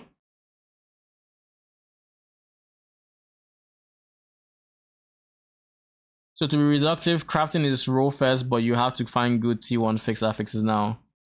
Yeah, I think right now your base is like the most important piece because you can't alter the affixes that it drops with. So you have to find a base that has good affixes to start with. Then you craft all the other things that were not on it by default. And it might be a case of you try to find items that have only 2 modifiers versus maybe 4, because according to that, you can have 2 ultimate and 2 advanced affixes, something like that. I don't know. Too challenging from the edge challenge I said. To understand and manage. Additionally, according to our data, this complexity creep has led to an imbalance between heroes, affecting the richness and variety of the game's meta. This season we're excited to announce that we're streamlining hero traits and hero memories while maintaining their unique characteristics and playability. We have redesigned all hero traits, significantly reducing their complexity and making them easier to understand. Now, all hero traits will consist of a base. I do have to say, someone like Iris had like her hero traits choices were so long-winded, and you would have to keep track of so much. Like you have to keep track of, oh, what is the max nourishment I have? What is the current degen? If I pick this, what can I expect with this and this and this? Oh, and then this gives me this ability, but then this ability does this. And okay, so this is, I can no longer generate my resource from this, but I can now generate with. It was just, everything was just so long-winded with like insanely long descriptions and whatnot. So if they simplify that, that's nice. But if they nerfed it, like, you know, it's one thing to simplify, but it's another thing to just straight up nerf it, remove some interactions and whatnot. So like I hope your simplification is actually just simplification, or you know, improvement in certain areas, but not straight up just like, if, for example, if I can't build my Iris that I had last season again because they changed that hero perk, that would kind of suck, you know. And 3 traits unlocked with level progression. Additionally, we have removed hero relics and reworked hero memories. So now there are only memories, no relics. Okay. The change is either really good or really bad in my opinion. Yeah, like we'll have to see what the changes were, right? It looks like they lost a hero trait in and of itself. Like before there were 5 options, now there's only 4, and this isn't an option really, because it went the base traits, then I think a choice of 2, then I think 1, then 2, then 2, or something like that. I don't fully remember the exact structure, but something like that. The new hero memories will have trait levels, which can be used to activate hero traits as you level up. The higher the level of hero memories, the stronger the activated hero traits will be. We also redesigned the affix pool of hero memories. Upon dropping, hero memories will have base affixes and 1 to 2 random fixed affixes. These affixes will provide stable, regular stats, without complex mechanics. Furthermore, hero memories can now be strengthened. Hunters can consume memory scraps to enhance hero memories, improving their base affix values. Hero memories of different rarities will have different enhancement level upper limits. When memories are strengthened to a specific level, they will consume memory threads, adding additional random affixes and even increasing the trait level of the memories. Memory threads can be obtained by dismantling hero memories of the same rarity. These changes aim to balance the strength differences between heroes, smoothen out players' learning curve, and make it clear for everyone to draw out their own playstyle. We believe these improvements will help players make more defined and well-informed choices for. I mean, we'll just have to see how this pans out, I guess. Like, I can't really have an opinion until I see what the changes are to like certain characters I've used. After significant adjustments to our core mechanics, it was time to address the other elephant in the room: endgame content and endgame incentives. So, how does this actually all tie together? Meet our new endgame challenge, Supreme Showdown. The Supreme Showdown features 20 boss challenges with new map mechanics and extremely high difficulty. Only players who can balance both offense and survivability will be able to defeat these bosses one by one and etch their names on the leaderboard. Making it through the Supreme Showdown means that you've truly mastered the Torchlight season. Of course, we're not gonna make you grind in-game content for nothing. I mean, why would you? After completing all of these challenges, players can choose one of the legendary drop pack spirits from past seasons, including Heartbinding Rose, Monument Knight, Shepherd, or Mistville Orphan. Oh Each shit! upcoming season, the Supreme Showdown's mechanics. I mean, it's kind of, but that kind of says they're still packed spirits, but maybe they were reworked. I don't know. Some characters might be fucked. The robot board. Yeah, I mean, it's really up for what's it called? It's really anyone's guess to see, you know, who's actually still strong or not, or what builds survived the change.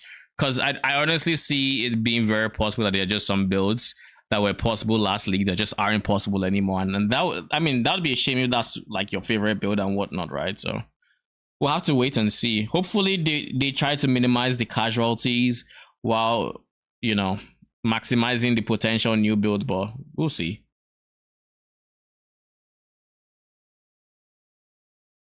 Oh god, a company can make player grind for nothing, but they would. If a company could, they would. To be fair, yes, they would. I mean, it's just people are playing your game and you didn't have to do anything. Fuck yes, you know.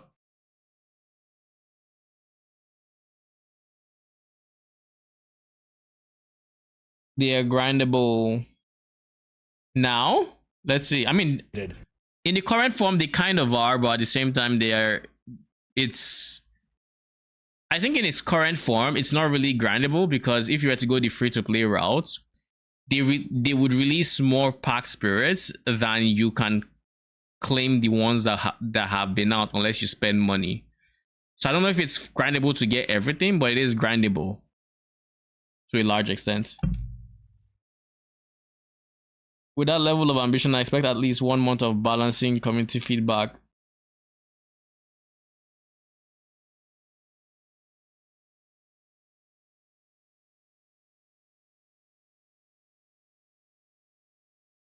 The community thinks it's grindable. Oh, you mean like the those levels we just saw? And its rewards will be reset, so you don't. Wait, what? Showdown's mechanics will be up or Mistville Orphan. Each upcoming season, the Supreme Showdown's mechanics will be updated, and its rewards will be reset, so each you season don't want to miss out. Next is a brand new daily boss challenge, Boss Conquest. Players will face the reawakened Golden Havoc or Drak. Each challenge has a 3-minute time limit, and you're allowed 3 revives. Within this time limit, you must inflict as much damage as possible on Ordrak.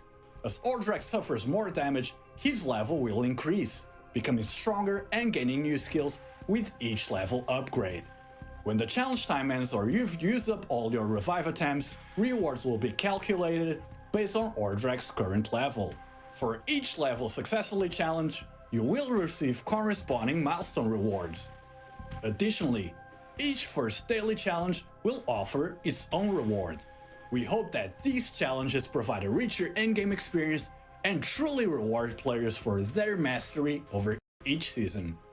I feel like this is something that would have a novelty feel at the start, but as the season goes on, it would just start feeling like a time sink.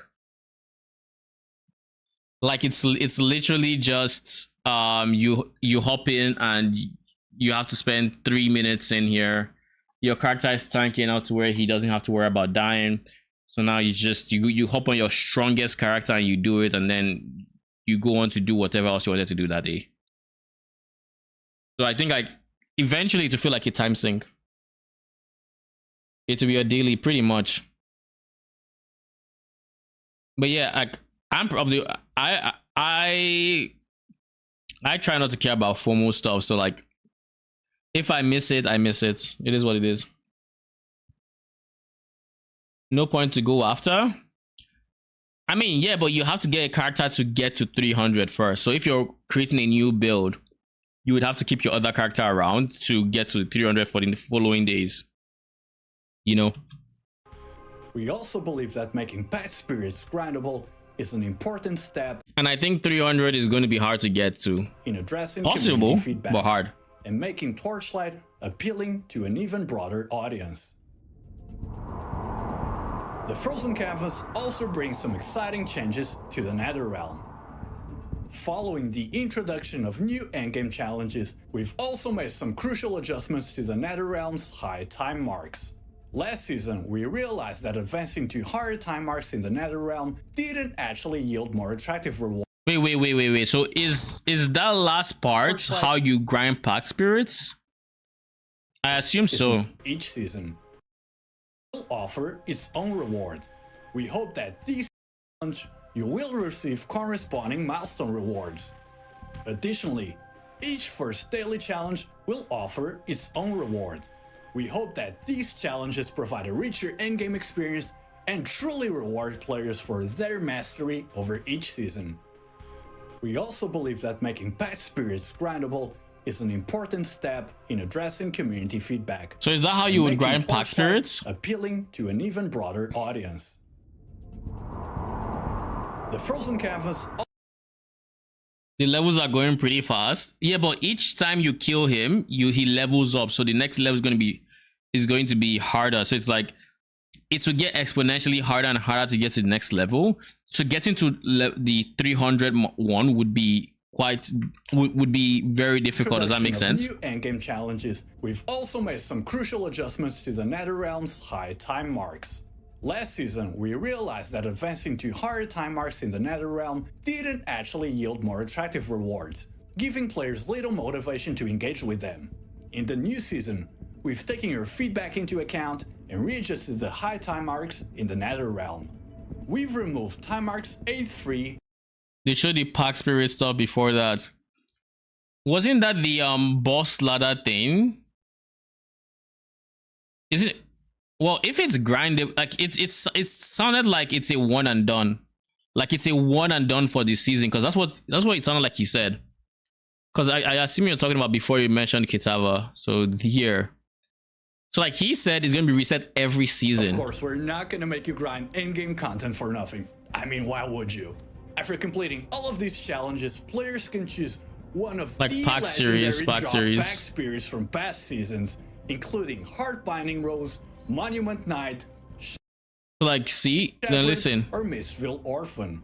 Each upcoming season, the Supreme Showdown's mechanics will be updated, and its rewards will be reset.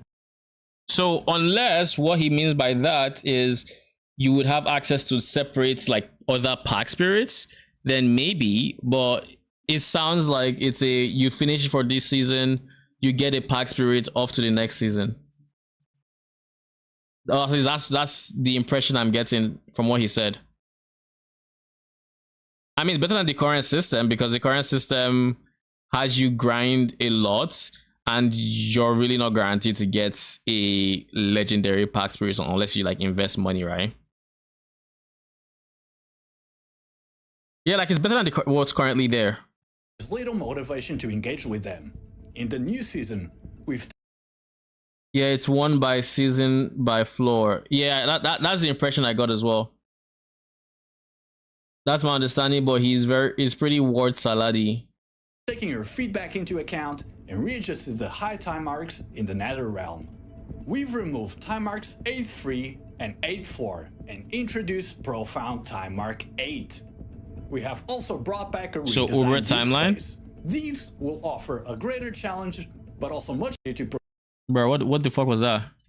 A greater challenge, but also much more generous rewards to players. Okay. To motivate you to progress to higher time marks, we've increased the drop differences between high time marks, ensuring that higher difficulty levels come with more substantial rewards, making for a more profitable mapping experience. Profound Time Mark 8 is an advanced version of the original Time Mark 8, but it uses the same Time Mark 8 beacons and features only one tier. Compared to regular Time Mark 8, the Profound version not only offers a significant increase in drop quantity, but also provides more unique drops. For those who enjoy pushing their limits, Deep Space is the ultimate challenge. The new version of Deep Space has only one tier and requires a rarer, dedicated beacon, making its difficulty highly challenging. Compared to compasses from last season, Deep Space offers a better sense of ritual and challenge, along with rewards that match the effort you put in. Additionally, the Deep Space Beacon, as a high-value drop item, will be extremely valuable for NetherRealm mapping strategies focused on dropping beacons. Next up, the Clockwork Ballet has finally declared bankruptcy. But don't worry, you still have the chance to find Alice, the Clockwork Ballet manager, in NetherRealm maps. Talk to her, select the Member Services option, and start a new round of the Clockwork Ballet. In the Frozen Canvas, I think I was still spec into Clockwork Ballet time game during the Clockwork Ballet gameplay. Additionally, we've increased the bonus intensity of the cogwheel rewards based on your rating, and correspondingly increased the monster waves and their strength during highly rated rounds. Furthermore, we've readjusted the talent tree for Clockwork Ballet gameplay, offering players two strategic directions. One strategy suits those who prefer speedruns, allowing you to complete cogwheel deliveries quickly. Wait, what did I say? That she will not be invulnerable? Two strategic There's a 10% chance that it will not disappear and will remove invincibility, so we can finally kill her in the map at least. Beacons is important to farm beacons. My Chinese is rusty. I think what he meant is like he said it is going to be important, like for strategies that prioritize farming beacons or something like that. Directions. One strategy suits those who prefer speedruns, allowing you to complete cogwheel. In this, when putting cogwheel vouchers into the podium, if there's more than 60 seconds remaining, 100% of a round reward to get 10 drop quantity. Quickly and receive additional rewards. Okay. The other strategy encourages you to Max cargo obtain quantity. extra time by defeating as many monsters as possible. Then receive additional rewards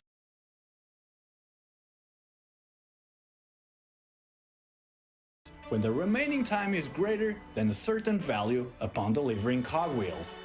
And don't worry, we've kept the Clockwork Ballet gameplay's ability to increase global drop rates. Oh, and finally, players actually now have the ability to take down Bloody Mary. Yeah, I saw. Lastly, compasses have been added to the Clockwork Ballet gameplay. Using compasses here can provide additional effects, such as increasing the rarity of Clockwork Ballet member services, or improving the quality of cogwheel vouchers. Confusion cards have also undergone a significant adjustment this season. So previously, confusion cards were only effective when they were actually maxed out, making the process of gathering them feel a bit dull to some. To address this, we've adjusted confusion cards to always be effective after being selected. Furthermore, their effects will last for 4 stages. Additionally, we've redesigned all confusion cards to ensure they provide a more dynamic battle experience and varied drops, avoiding a monotonous experience in each single round. Previously, players often found that the confusion cards they drew were irrelevant to their current mapping strategy, 100%. making the cards feel worthless and significantly reducing their effectiveness. Yep. To solve this, we've separated certain gameplay-related confusion cards. Now, players need to actively light up nodes on the void chart to add the corresponding confusion cards to the random pool. Adding these confusion cards to the card pool will be linked to some medium talent nodes and will not require additional talent points. We also observed that at higher time marks, many confusion cards lacked appeal and couldn't provide much value to the overall mapping experience. To address this, we've adjusted the values provided by confusion cards to increase with time marks. Meaning, in the later stages of the Netherrealm, the quality and effects of confusion cards will also improve, with more drop multiplier confusion cards appearing and the reduced probability of fixed drop item cards. Okay, not bad. That confusion cards will now provide a more fun and surprising exploration experience, reducing dull downtime. The ballet looks like a lot of work. It honestly isn't. The ballet was very simple. You would start a map. You would pick like a I guess a bonus objective for the ballet, and then you run through the map. All you have to do is touch the circular things, and then monsters spawn from it. You kill those monsters, and the voucher gets automatically picked up. Then you go to the next, and once you finish everything for the Clockwork Ballet, there'd be a machine at the end to like end the run, and then you would get your loot from it pretty much. But that's how it worked. And if you didn't make it in time, then you would get the loot, but you might not get like a multiplier you would have gotten if you had finished it on time. Also hope that as time marks increase, confusion cards will maintain their value and become an important part of your mapping strategy. Next up on our list, the But it was Void this is Chart. mechanical last We have season, and it's adjusted basically the talent Delirium. constellation pertaining to legendary gear. It's Delirium that I find interesting enough that I can play. And as someone who doesn't like Delirium, that says a lot. Allowing players to obtain significant drop rarity bonuses. Wait, what? Our list, the Void Chart. Oh. We have adjusted the talent constellation pertaining to legendary gear, allowing players to obtain significant drop rarity bonuses. Finally. Drop rarity has been reworked this season and will now become an Maybe it's essential now stat for important. obtaining precious legendary gear. Oh shit. Additionally, we've introduced a MF new exciting star incoming. talent that gives players a chance to encounter a crafty goblin in stages. Defeating him will Why does drop everybody even want loot rarer goblins? legendary gear. Furthermore, we've adjusted some gameplay-related talent constellations. Everybody loves loot Goddess goblins, of it Hunting seems. Talent constellation allows players to be challenged by the Plane Watcher and receive additional Plane Watcher treasure chests. Dark Surge constellation added a new boss reward type and corresponding star talent. Black Sail constellation. Star talents have undergone significant changes to adapt to hero memories adjustments. Nightmare constellation. Everything he's talking Simplify about is the equivalent of constellations Atlas so Train, players can PoE, focus more Scarabs. on the Yes. Nightmare experience. Oh, and by the way, beacons are not Scarabs, they are Beacons are maps. Compasses are scarabs. We've also added a separate talent constellation for compasses. This allows players to increase the drop. The cards to collect are not really cards you collect. The way they work is when you open a new map, or when you want to open a new map, you have this selection of like different maps you could run, right? Now, each of these maps, they have a card on them. The card is like an innate drop. Oh, this map is going to drop XYZ reward. Or this map has maybe this to drop in legendary items. So you drop more legendary items. You pick this one with this card. But if you go for this other card, then maybe you're just dropping like chaos orbs instead. So like the cards are just there on the map itself to show you what you could potentially get, and then you pick between, I think like they took like 2 to 3, maybe sometimes 4 like maps that had cards, and then the others were just like no cards. You run them, there's no effects, whatever. So you're not really collecting them per se, more like you're just picking the one that's the best among the ones that showed up, and then you run that for like 4 maps, and then you get a whole new sequence of like cards to pick from. Yeah, I'm tainted by how fast we go through Atlas in PoE now. Honestly, this goes faster than PoE because the game is just overall more fast-paced. Like before you know it, you've actually gotten a substantial number of points. However, this does have more points than PoE as well, so that's also something to keep in mind. Quantity and rarity of compasses, and designate a specific type of compass to be more common. Accordingly, we've restructured the compass system, enriched the types of compasses, optimized their value structure, and redesigned their icons and names to make their values clear at a glance. All I'm going to say is we need a way to we need a wealthy exile for this, because like I don't want to sort through all of this to find out what is valuable to then sell. Because in this game, this is a complaint that I had last league, and it's a complaint I would probably still have if they haven't addressed it. But basically, the way you would, by the way, the game has an in-game marketplace, which is really nice, by the way. But the way you would go about checking like the price is you would click each individual item, you would hit a price check button, you would see the value, then you would decide if you want to list it or not, and then you list it and put the value, then you go to the next guy and you price check again. And keep in mind, these are scarabs, so you're dropping 1 at a time, 2 at a, like you're just dropping them randomly, not that frequently, but you're not dropping the exact same ones. So like you're dropping all these like as you can see, there's so many of them, so you're dropping these wide like variety, and you can't just ignore any because you don't know that this one is not valuable or not. And I don't think, for the most part, like no one messes around with scarabs on loot fields. I don't think you really can, to the point where you would not see the ones that are less value. I don't know that that's a thing. And if it is a thing, then it's just way too much work for any one person to do with their loot filters, because like god damn, it's bad.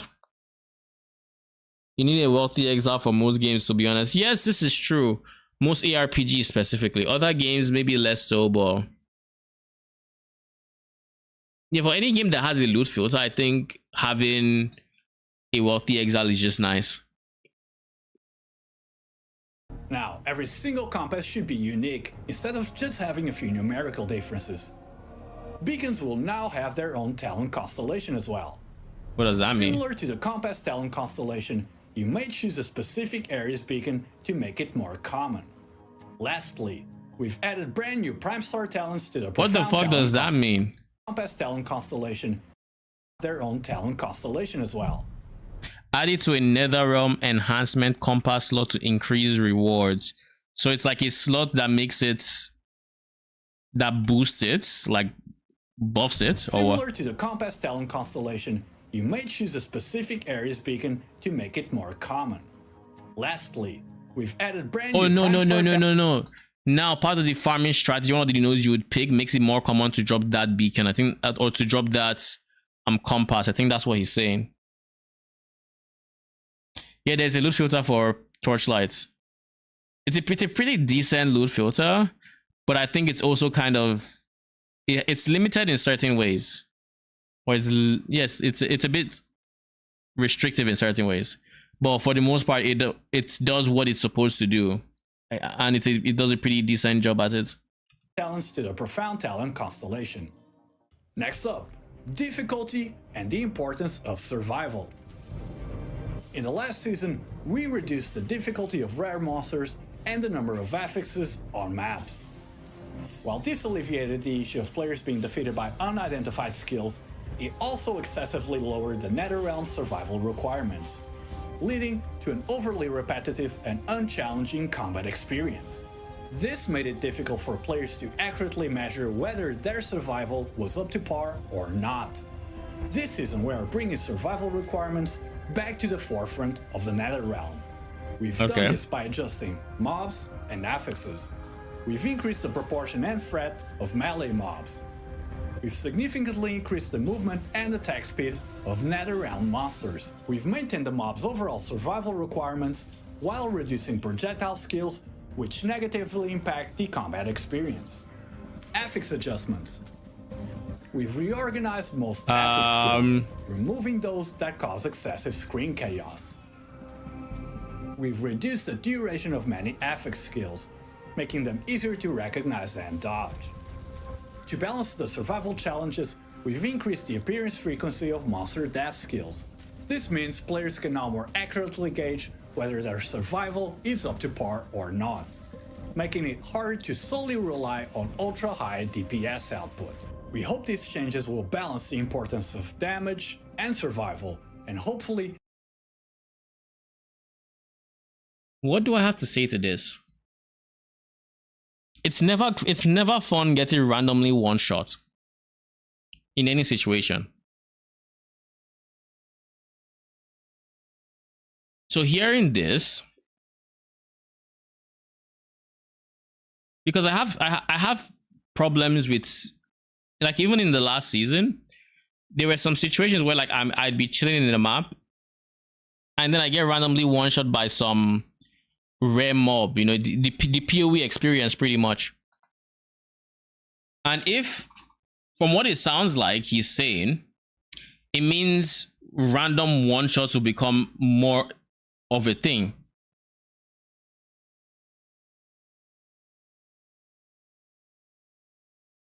Like, I don't think making random one shots more prevalent is the answer. I do think there has to be, like, defensive requirements, and I think we did have some defensive requirements, but I had no idea what was enough and what wasn't previously.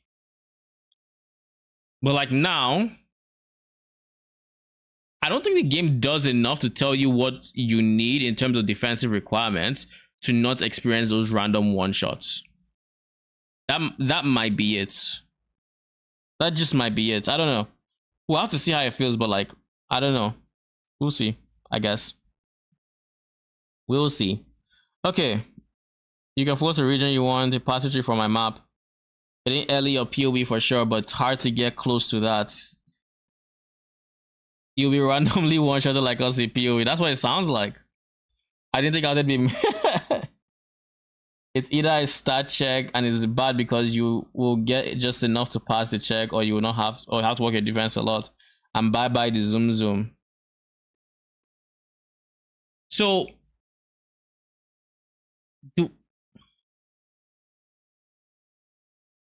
Okay, let me explain why I think this means an increase. They are improving clarity, reducing burst projectiles and res, and increasing damage accordingly.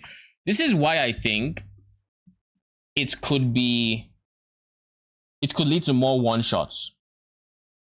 These are the reasons I think it could lead to more one shots. First things first, like I said last season, there were a few situations where I would die. One of which was, of course, when Bloody Mary decided to use her square ground projectile, or not projectile, attack, you know, for example, or just a random rare mob or something, like there was just something that one-shotted me.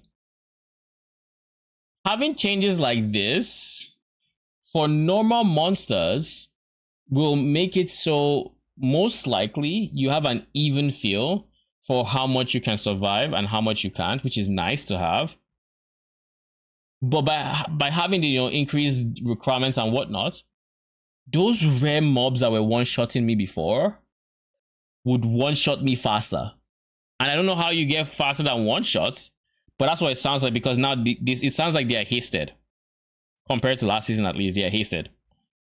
And they are more dangerous in, or something in melee, I don't know. Probably just hasted mobs or something, but it's probably easier to get overwhelmed than a whole bunch of other shit. And I don't know. Like I said, we'll have to see how it actually feels, but I honestly see a potential increase in random one-shots because of this change if it's not implemented properly. So we have to see if they are implementing the increase in defensive requirements properly. Because one thing that I like is, or one thing I can really appreciate is when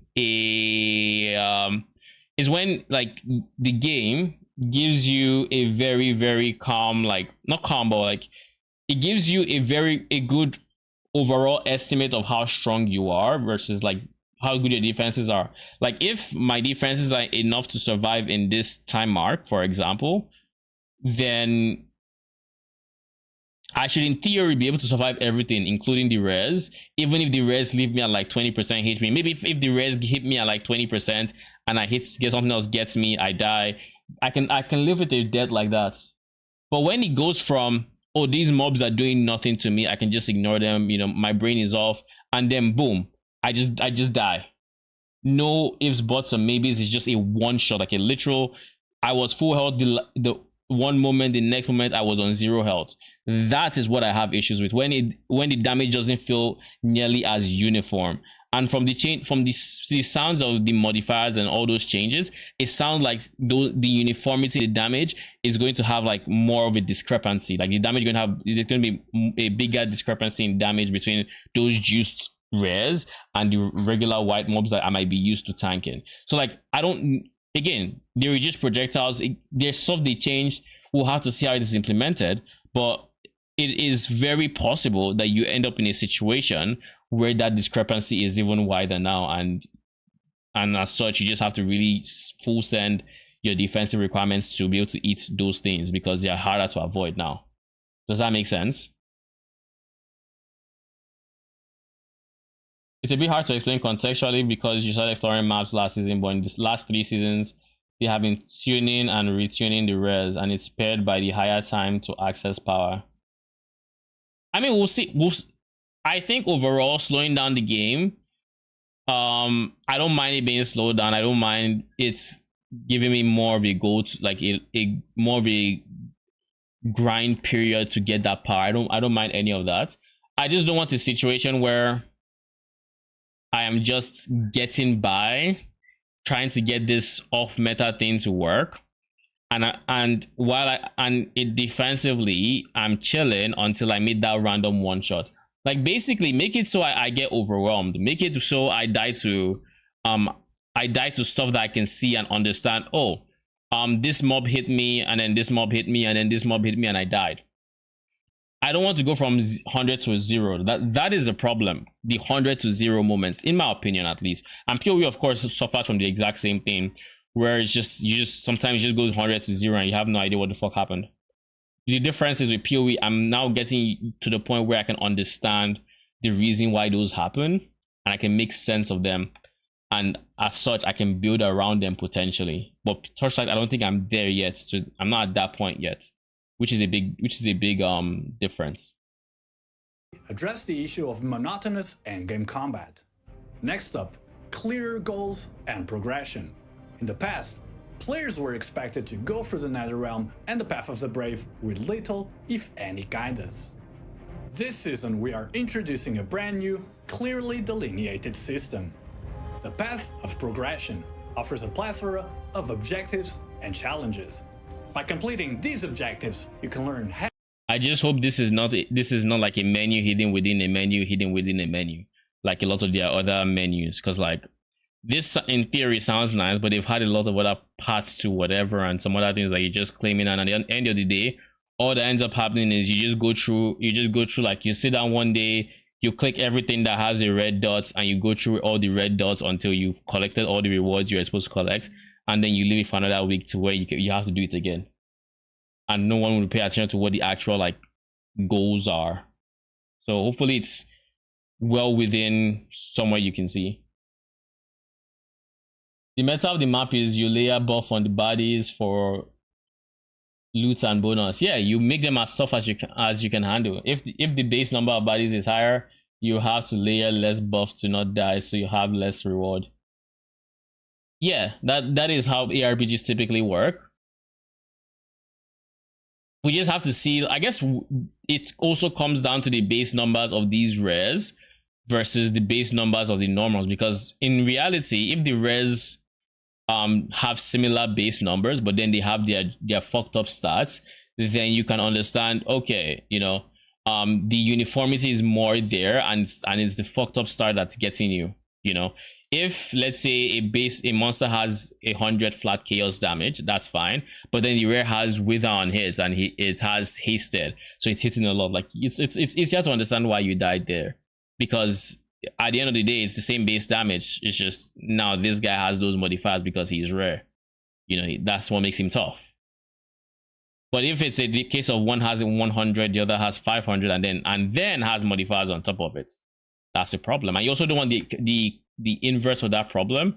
You don't want the situation where the normal monsters are hitting just as hard as the rare, because then it doesn't feel like the rare is anything but a damage sponge compared to everything else. It's like delve past 6,000 depth or whatever the number is, where everything is, you know, health capped.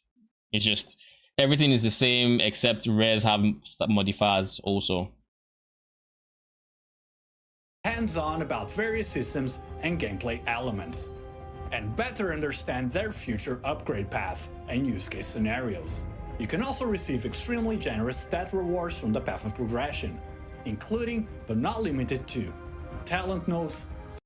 So this is this the thing we used to do, where we would go fight bosses in that alternate reality and we would get talent nodes or talent points as a reward? Is this like the new way they're doing that? Question mark.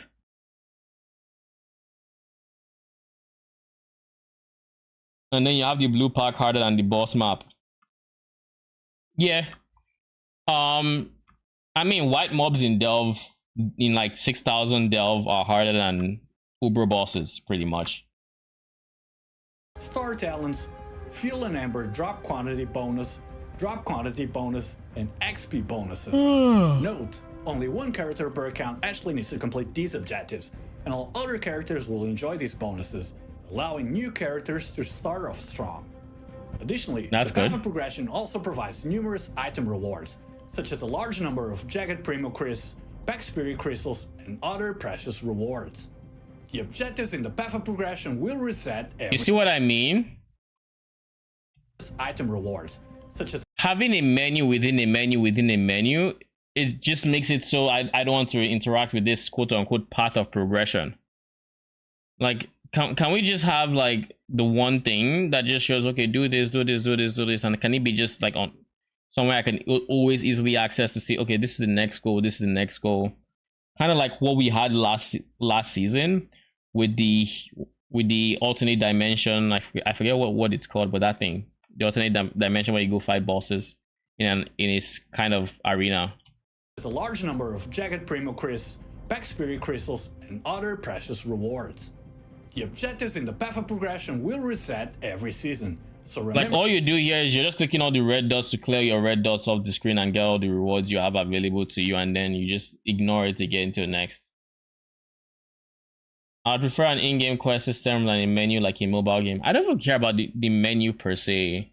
Like, having the quest system would mean you have to go turn in a quest and whatnot. I don't know that I would prefer that over this. I would just want an easily accessible menu and like just have everything streamlined in like one easy to understand place where like maybe it has tabs, and those tabs are all you have to worry about. Not that you have to go with it to the menu, then click the thing that opens the other menu that has like 6 different things that you might have rewards in either one, and then each one has like 6 tabs that you could potentially have rewards in. So all you're doing is following the red exclamation mark until you see it, and then you pick the reward like that. Remember to check back in future seasons, even if you're a veteran player. Like, it's kind of like challenges, but challenges on PoE are, again, it's just a menu. You click a button, it pops up. Now, granted, it's not even as easy to find as this one is for newer players, because like I said, it wasn't until Necropolis that I knew challenges were a thing, and it was at the end of Necropolis I figured that was a thing, and that's how people were getting purple health bars, and I never did it. So like, was it Necropolis? No, it was Affliction that purple health bars were a thing. That's when I found out they were a thing. And Necropolis, I did the challenge in Necropolis, and I did challenge in King's March. Settlers of Kagura. From the game side, the time you spend on menus is time you spend in game. There is no meaningful reward for challenge in PoE.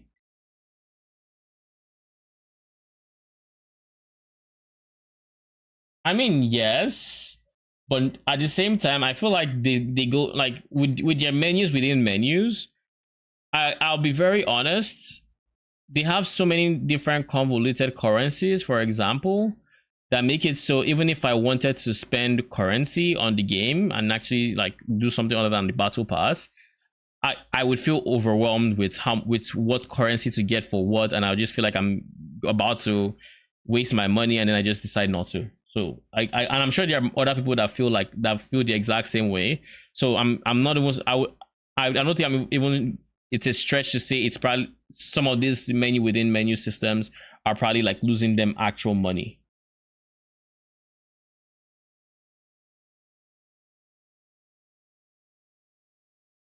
Imagine you won 1 mirror if you won 40-40 challenge the league. I mean, that would kind of kill the fun for challenges, I think. But granted, remember there is a progression based thing that gives you rewards in the form of Kyrak, because Kyrak has the Atlas progression where when you hit certain milestones, you unlock certain rewards. Like you get, like, I think one of the things we got this time was like Maven chisels or random scarabs, or you know, this or that. But it's nothing as crazy as, you know, what we have going on here, or what we have in like a mirror for 40-40. Next up, quality of life updates. We made sure to include I never claimed those. I would like to forget he exists. I claim mine so I can stop seeing the exclamation point on my screen. I don't like seeing the exclamation point, so I always claim it because I'm like, please leave my screen. Like, it's a scroll that has a number that's always there until you claim it. I hate seeing that thing. As much as possible of your most requested features into and the point is, a lot of times I don't even sell it. I just pick it up and I toss it in my stash, and I forget it ever existed. Let's quickly go over them. UI optimization. So what's this? To this, we made sure to include as much as possible of your most requested features is part of the UI development. Let's quickly go over them. UI optimization. The mobile version now features a customizable button UI, allowing you to adjust the button size, position, and transparency to your liking. Oh, that is dope. Most non-combat UI elements can be hidden, giving you the freedom to select the layout that best suits your gameplay. This is actually dope. The Trade House now has a search history feature, saving several recent advanced search records to help you replicate search criteria and obtain desired items more conveniently. We've optimized the Trade House interface for PC, increased information density to make searching more efficient and convenient. A one-click delete feature for transaction records has been added, so you no longer have to delete records manually. Affix library.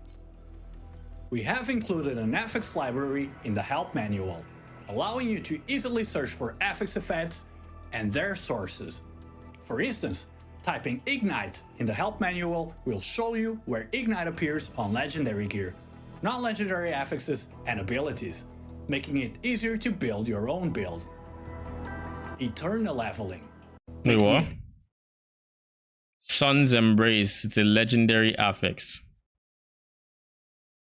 Oh, on legendary Easier gear. to build your own build. Oh. Eternal leveling. One thing I don't like is notice how this is still, at least I could be wrong, but it looks like it's still separated by this. It could also just be ignoring this altogether, but if I still have to click through all of these to see if, okay, does he have a helmet that is this, that has this, like that would kind of defeat the purpose. So I have to assume it's ignoring this, and hopefully it is.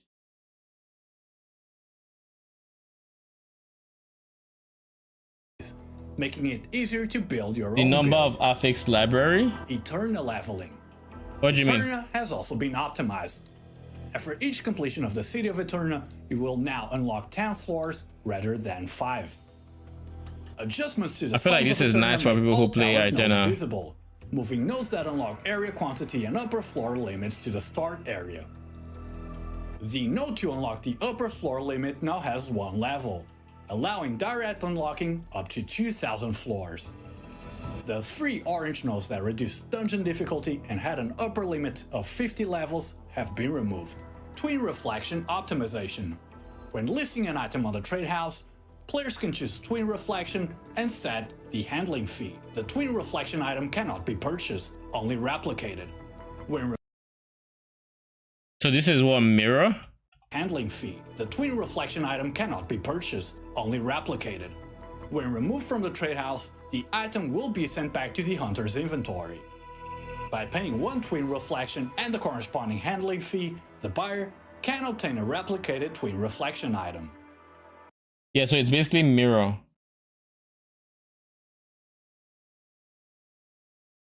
Sun's Embrace is sick. My last build used it. Okay. I don't think I've looked at the item, or maybe I have. I don't remember the names though. What is Eterna? Eterna is a league mechanic pretty much. It's like, I mean, there's a D4 equivalent of Eterna right now. I think I mentioned this yesterday, but currently the city of Kuras Under City plays very much like City of Eterna in Torchlight. PoE, does PoE have anything that's like Eterna Lights?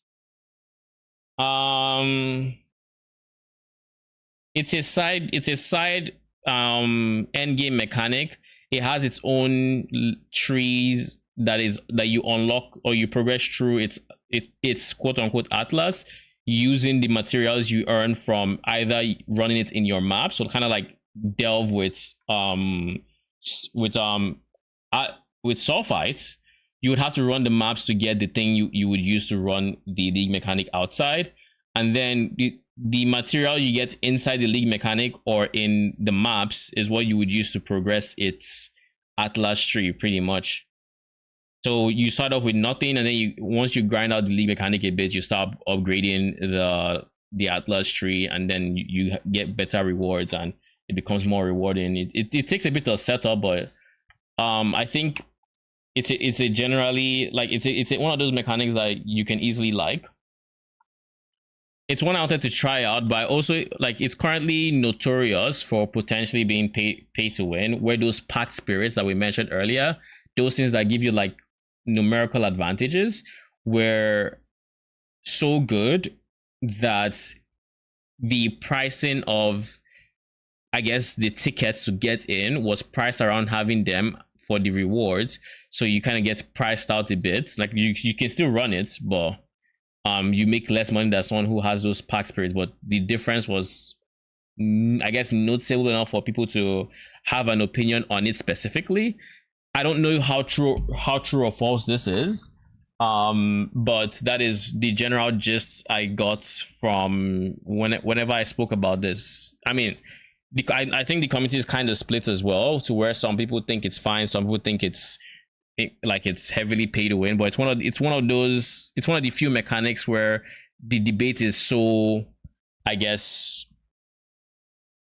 in the middle, I guess, where there is no clear, oh, this is just the way it is, you know. The other mechanics, you typically, like, you can run them without the pack spirits and you would be just fine, but for some reason, like, that one was just notorious for this.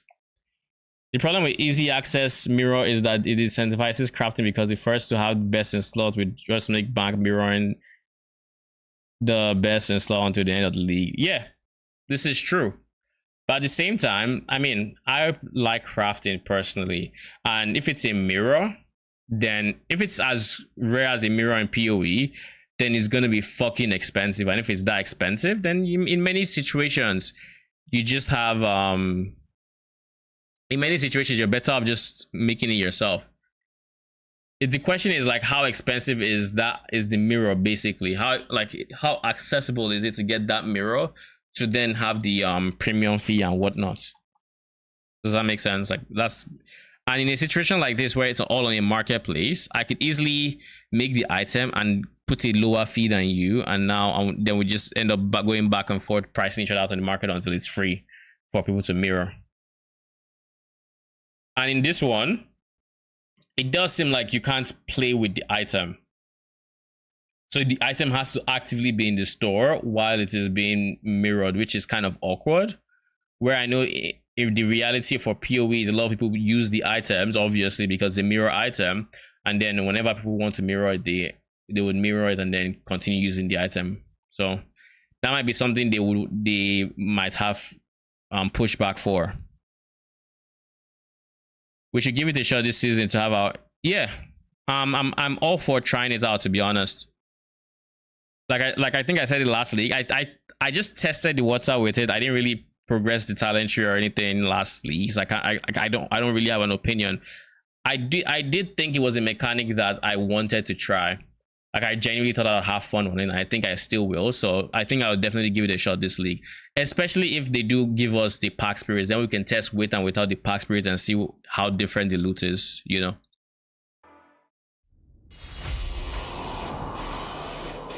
This season, our monetization system is receiving some bombastic changes. Okay, let's see. Heroes.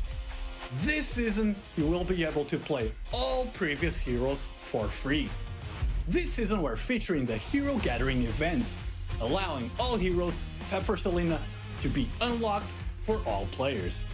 So if you haven't checked out any of our heroes before, come dive. So with this change, that just made what I said about the battle pass irrelevant, in that you can just play any hero now, except the new hero, for free, it looks like, which is nice. It's definitely a change that I can get behind. And check out our roster. Next up, a season pass overhaul.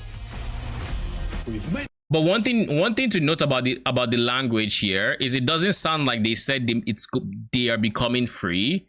It sounds like for the current season, this is what's going to happen. So it's very possible that they could revert it, or then the next season could be different or whatever. You don't own the heroes, or nor are they free for you to just claim.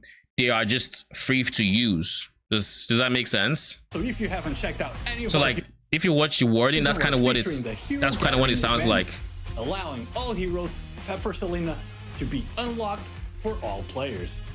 So if you haven't checked out any of our heroes before, he did say unlocked, so maybe that's what it means. We'll see. And check out my dears, it is confirmed that they are becoming free. Oh, nice. Okay then. Season pass that's nice. Overhaul.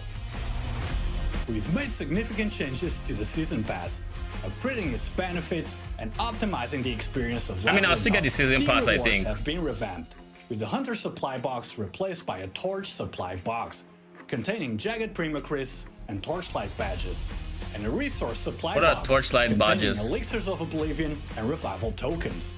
Torchlight badges can be exchanged for past season pass appearances in the past store, or for extremely precious appearance crystals. Season pass quests are now open all at once, removing daily quests altogether.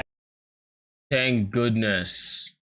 This was something that always irked me about their battle pass. They had it set up to where they essentially would want you to log on and play. So like I think when you log on day one, you wouldn't have access to all the missions.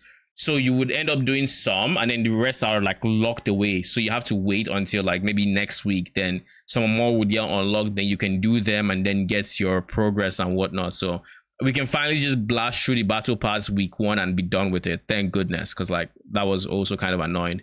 So like this is a change I can also get behind. I like this one. You now only need to level up to 50 to receive all the grand prizes. Ironically, there is a League of Legends character that says the exact same thing, but not in a way you might guess.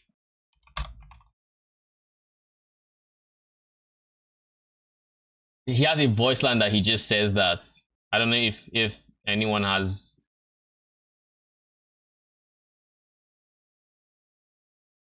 None of these would be what I'm looking for.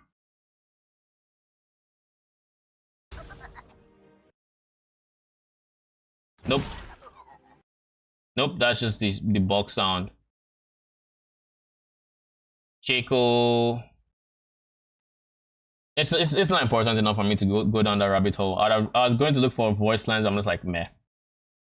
With every level up afterwards, granting a lucky loot bag, which has a chance to contain an appearance crystal ultimate. The monthly pass has been replaced with a Hunter's Fund, which better fits Torchlight's game design. After unlocking the fund, players can obtain Jagged Primo Crystal rewards along with their game progress. Oh, this is good. Shortening the time span required to claim all rewards. Oh, this is good. Even for the monthly one, that's good. Making it easier for players to choose their corresponding boons. And required to claim all rewards. And I'm happy that they actually spent some time cleaning up this menu, but I would still like it to be cleaned up some more because like you're under Pack Spirits, but there's still all these different options. Like, you know, I kind of understand it, but at the same time, like, can we have like slightly less? I'm not saying like give me less heroes, but maybe have one where I choose the heroes, the current available heroes one that I'm looking for, you know? Like, let's say this is the one. I can have like a right button that will show me Alice or whoever is in the project, whatever. Like, you know, I can see them by going right, but like we've made clear class. Lots of clicking to get all the rewards without any starting to do some gameplay. Classifications for the boon pool. Yeah, there's a lot of different menus. Their corresponding boons.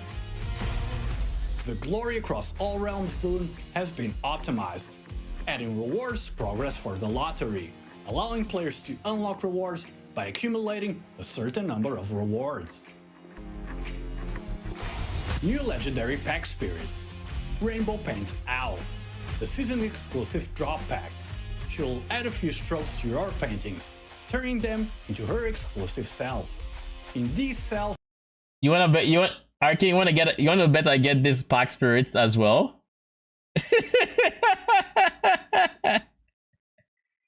Holy shit. By the way, French, a lot of their pack spirits packs are kind of gacha systems, so you don't actually get to pick what you have.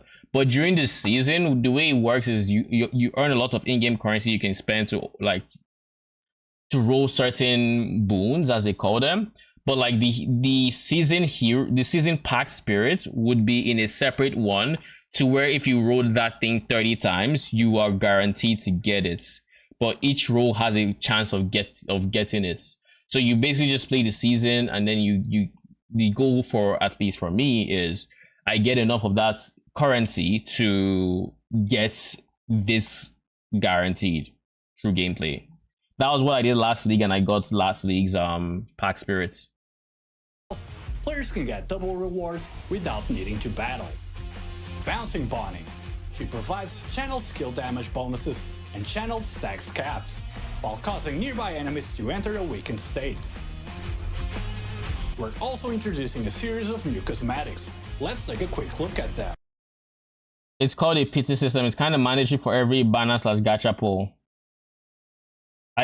I'm pretty sure there are many that don't have the pity system. And even if it is, like, it is a pity system, but it's like, it's better than nothing. Because I know for a fact, like, you have situations like, is it Black Desert Online, where they're, and this, keep in mind, this is for in-game power. Your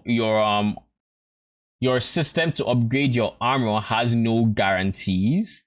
And even worse, if you don't use a certain currency, if you feel the low chance to upgrade, it actually gets downgraded. So you have to use you have to use a currency to protect it from being downgraded, and you have to do some mega like weird shit to increase your chances of upgrading the one you want. So it's BDO is yeah, BDO is BDO. Pretty much.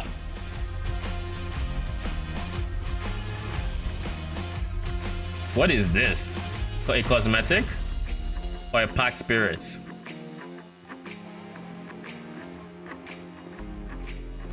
These I think are cosmetics.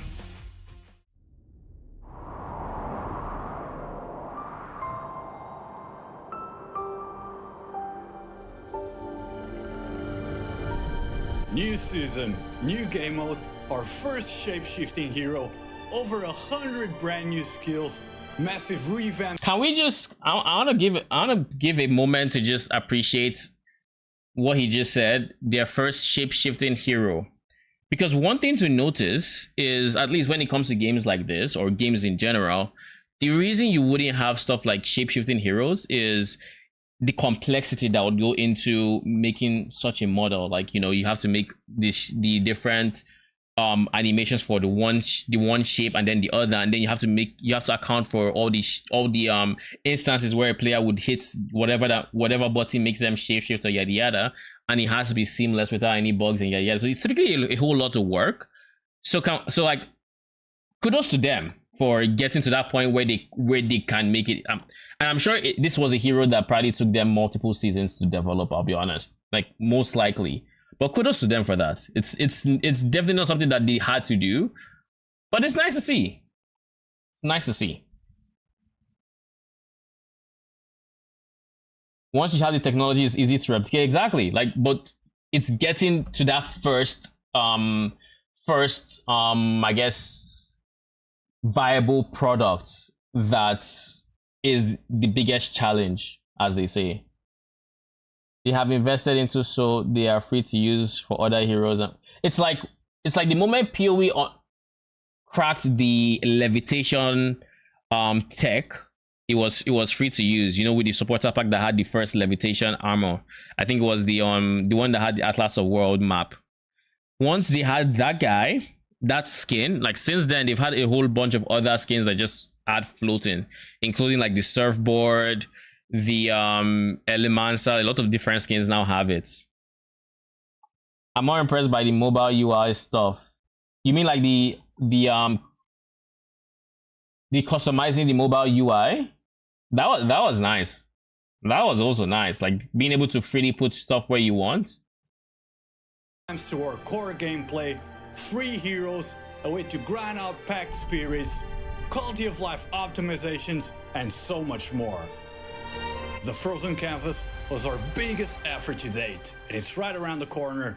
She still kind of reminds me of Elsa, but I think it's just the environment that reminds me of Elsa. Like, I don't think it's much like she looks like Elsa or anything. It's just the environment kind of just has a very Elsa-esque design to it, from the coloring on the text to the eye shards at the side. I don't know. Is it just me?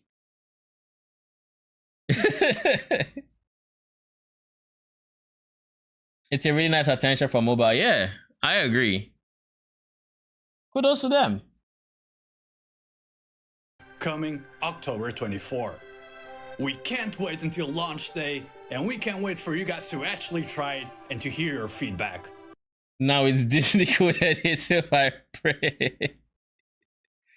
Anytime you see I stuff, you just default to Disney. I feel like I feel like, honestly, that might just be what it is. It's just that is now a sort of link I would always draw when I see designs like that. Of course, if you want all the final details, remember to check out the official My dad's my which are dopamine. going to be published as soon as possible. That's all. So this is what, on the 24th, correct? Was 24th we said, right?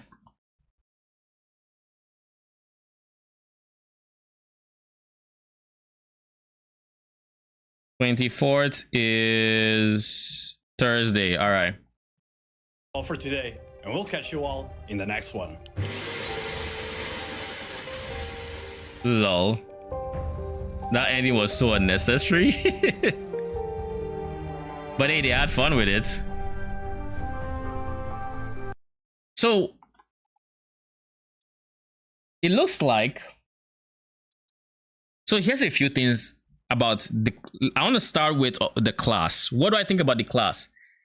I think the class is it looks cool. It's a cool concept, but I don't like the animation of the beam.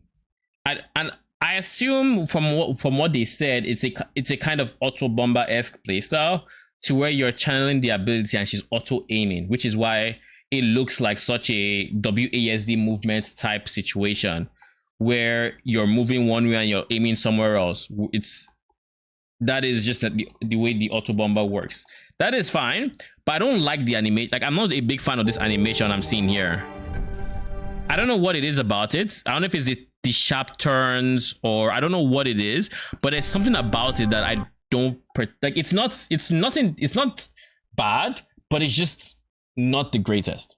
That said, I think it is going to be a very interesting it's going to be a very interesting class if you like auto bombers, or at least just hold a button build, you know, if you like that.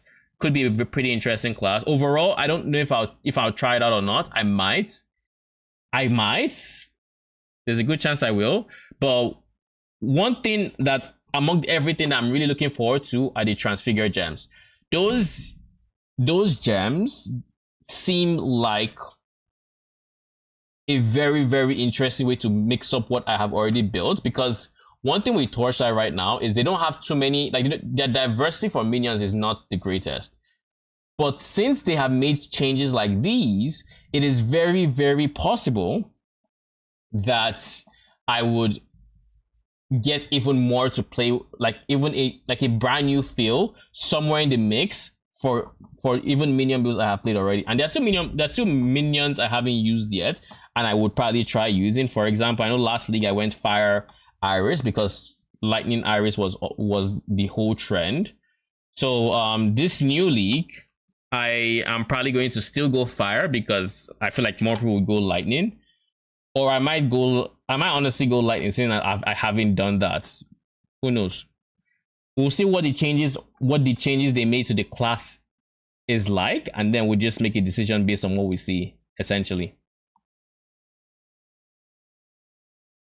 I don't know, she maybe feel the trans skills. Every laser beam in ARPG is weird because how the movement works. Yeah, especially when you get to move around with the laser beam, it's like you don't want a situation where you have to slowly turn the laser beam when going from attacking someone on the left to attacking someone on the right, because then you have issues with people not finding that fun. And people obviously don't want to invest in a stat called turning speed, you know. But maybe it's a case of this. Even if they made the turning speed very quick, I feel like that would also be awkward in and of itself. So I think it's a case of damned if you do, damned if you don't. Like there is no winning. You just pick your poison and you accept it. You know, you pick the style that you want for your game and you just go with it, because either way there will be complaints, and valid complaints for that matter, on both sides. So yeah, I don't think she in particular would be the only person that has those trans gems. I think it's everybody, because it doesn't sound like she's a very minion-esque playstyle character. It just sounds like they're introducing trans gems into the mix, and you're going to be getting it from the season mechanic, and she just happens to be themed around the season mechanic. But overall, those trans gems did seem good. Okay, but they have to do better for their presentation. So is Torchlight Infinite worth to play on PC? That's your question to me. My answer to that, based off of last season's gameplay that I experienced, is yes, it is worth it. And it is, you know how you said you can only serve one master and you've chosen PoE? I genuinely think you can potentially have this on the side to where you can play during the off seasons, and it is quick enough to progress to where you can literally only spend, well, it used to be, I don't know how quick it will be now, but odds are you can still get a character up and running within a week, 2 weeks, and you're done. Or like if you don't want to try other stuff, of course. And I think I've said this before, it is the most PoE like ARPG currently, other than PoE, on the market. Its end game, like you saw, it has a lot of like customizations through like its version of like Atlas trees and stuff like that. It has,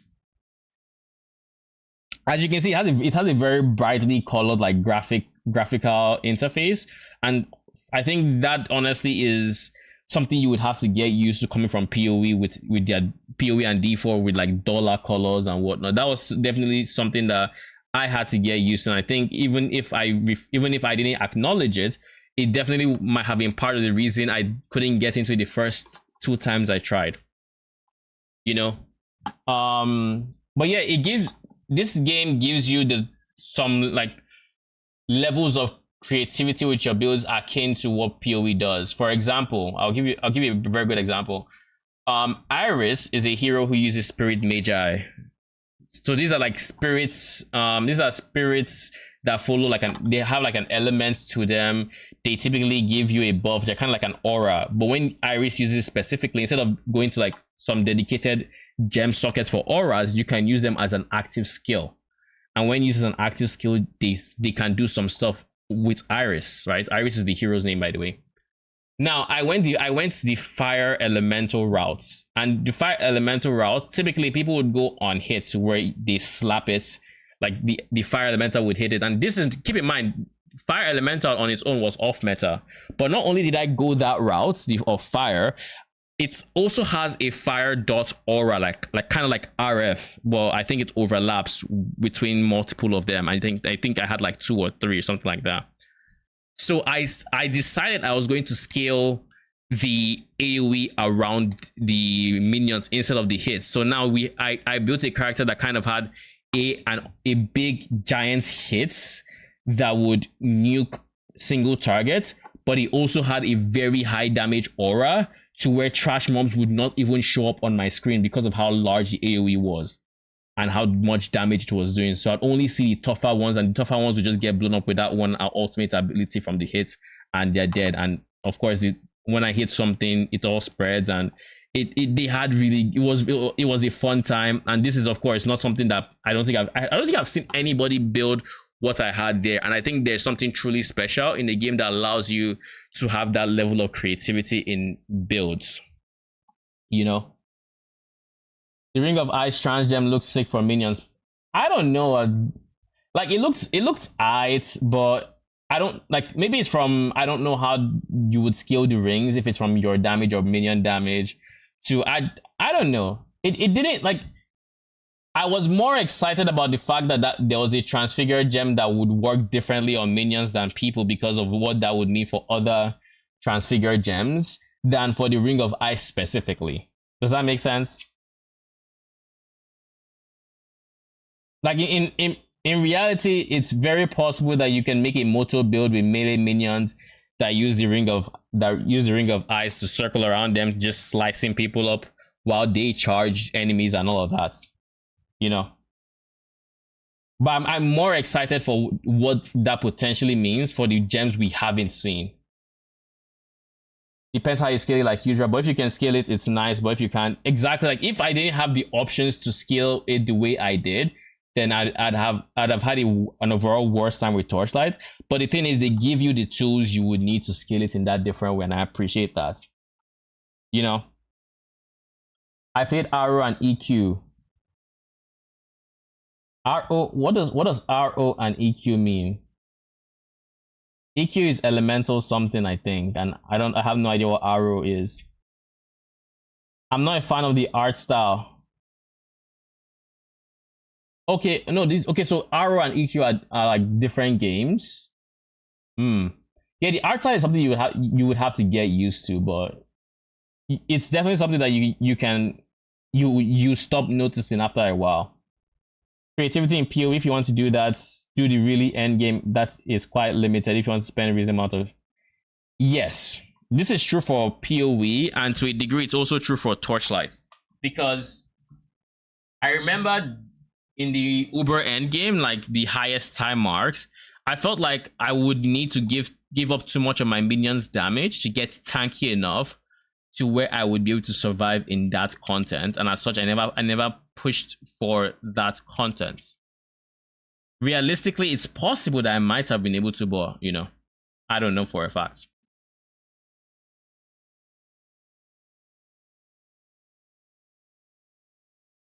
Either way, like with every ARPG, not all skills are built the same. Obviously, it's kind of impossible to expect that from those games. Like it's just not feasible. It's not possible, right? But one thing I can say is if you're someone like me who really dislikes going for the meta, like this is what people are playing. Once a build is something people are playing, I tend to not want to play it. You know, that's just how I am. That's how I've been for quite a while at this point. I don't even know when it started, but that's just how I feel like if I see, oh, this is a cool build, but like a lot of people are already playing it. I don't like, for example, I'll use PoE as an example.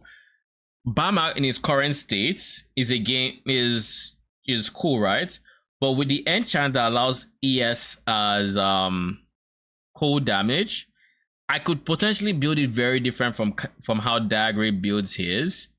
But I haven't thought of a way I would build it to scale that ES to which I would vastly like diverge from what Dagray is doing. As an example.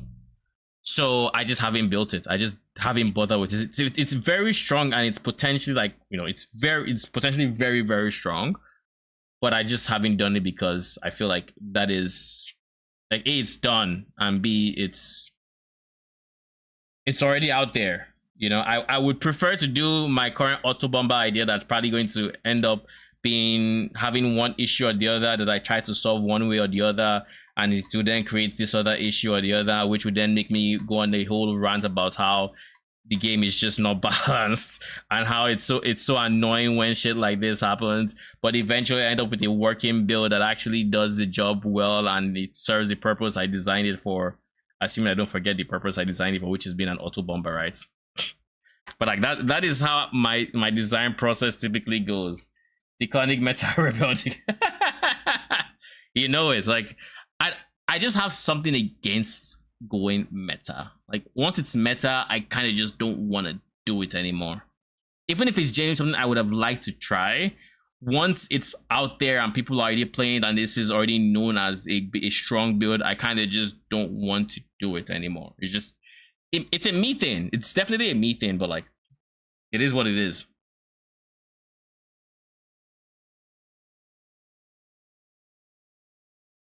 Another example, Wretch Defilers. Doriani Wretch Defilers right now are very strong. It is known that they're very strong. I could build them differently than other creators. I'm not gonna do that. Why? It doesn't interest me enough. It's already done. Like, what am I gonna do differently? Maybe make it tankier. You know, I don't give a fuck. That's just the truth. Like, okay, mine is tankier. Cool story. Like, it's nice. It's a better version if people want to follow it and yada yada, but like I don't really care enough to do something that's already like meh. That is, and I know there are definitely some things that, I mean, the meta is there for a reason, right? That the other ways just don't work. But I'm very hard-headed. I'm very stubborn on this. I have issues playing meta. It's the same thing with my anime. Like literally, when I was making Chains of Command, easily I could have gone elemental and used what's it called? A Void Forge and gone that route.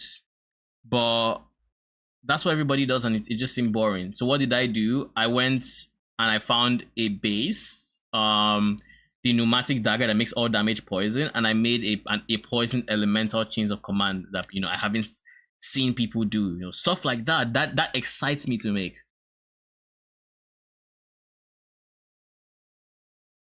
That genuinely excited me to make. Same with my current Val animate weapon, you know, stuff like that. So are you hyped for the new TLI season? Am I hyped for it? Yes and no. So basically, I'm hyped for it because there's nothing else. But at the same time, their presentation of the season mechanic didn't inspire a hype in me. Like,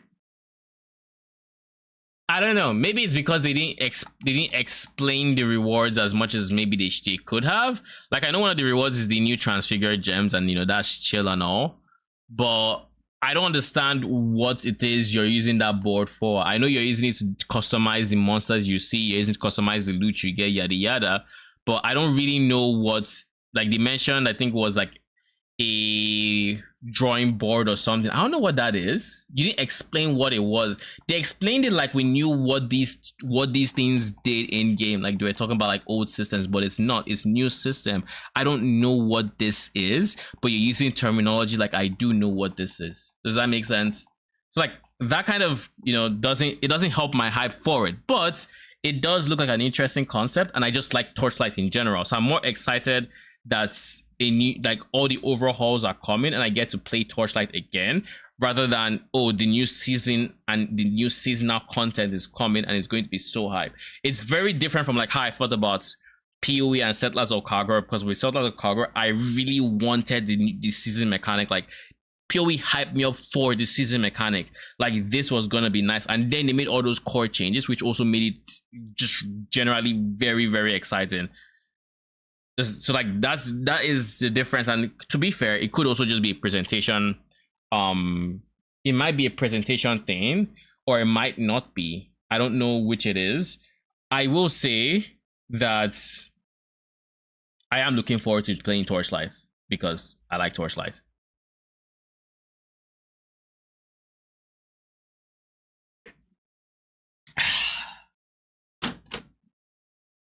I think also part of it is the new class. Like I said, I don't know if I think it's the beam animation and whatnot. It kind of looks awkward to me. I don't know what it is.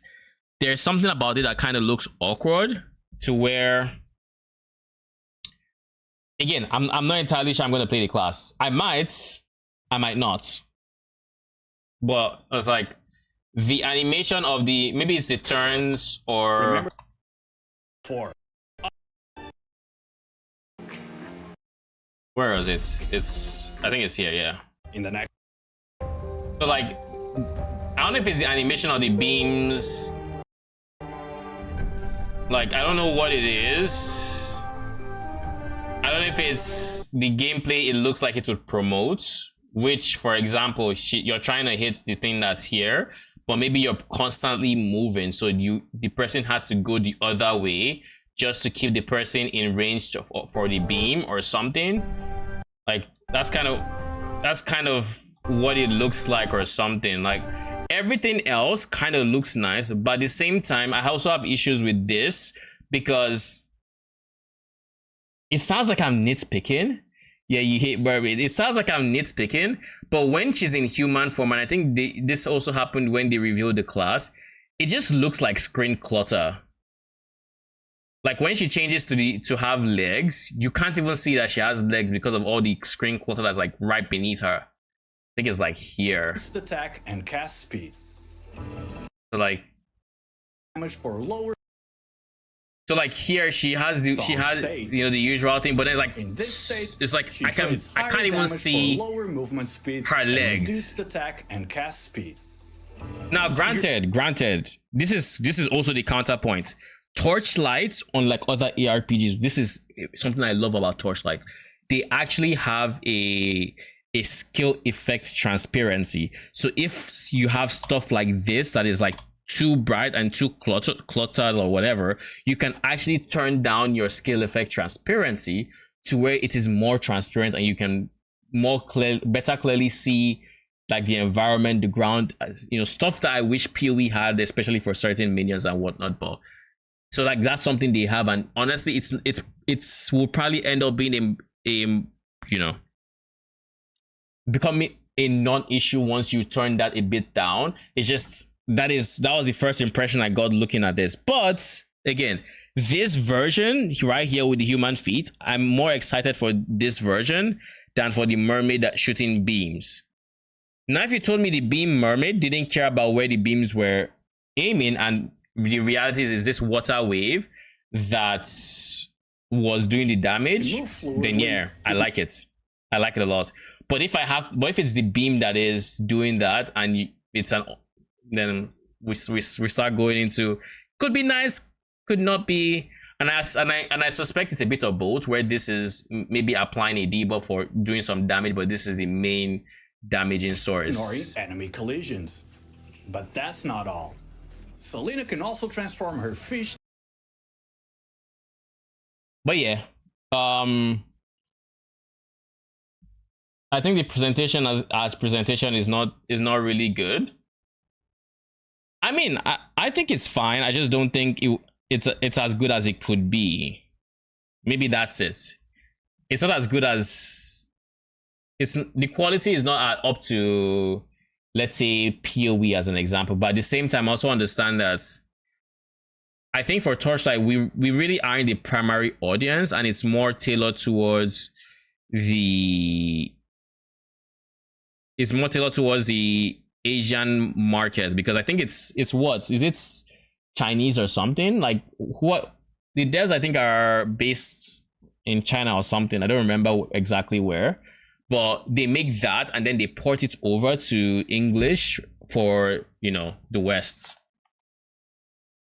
So like it's made Asian first or Chinese first. I'm not sure. Again, I'm not sure where.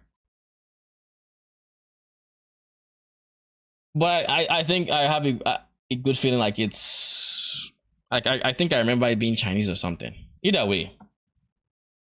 But yeah, am I looking forward to it? Yeah. It's a chance to play with a whole lot of new toys in Torchlight that I didn't have before. The transfigured gems, where they showed the one with these spinny things. I think it's like here. Split shot while moving. It's slightly forward. It's like here. Like this.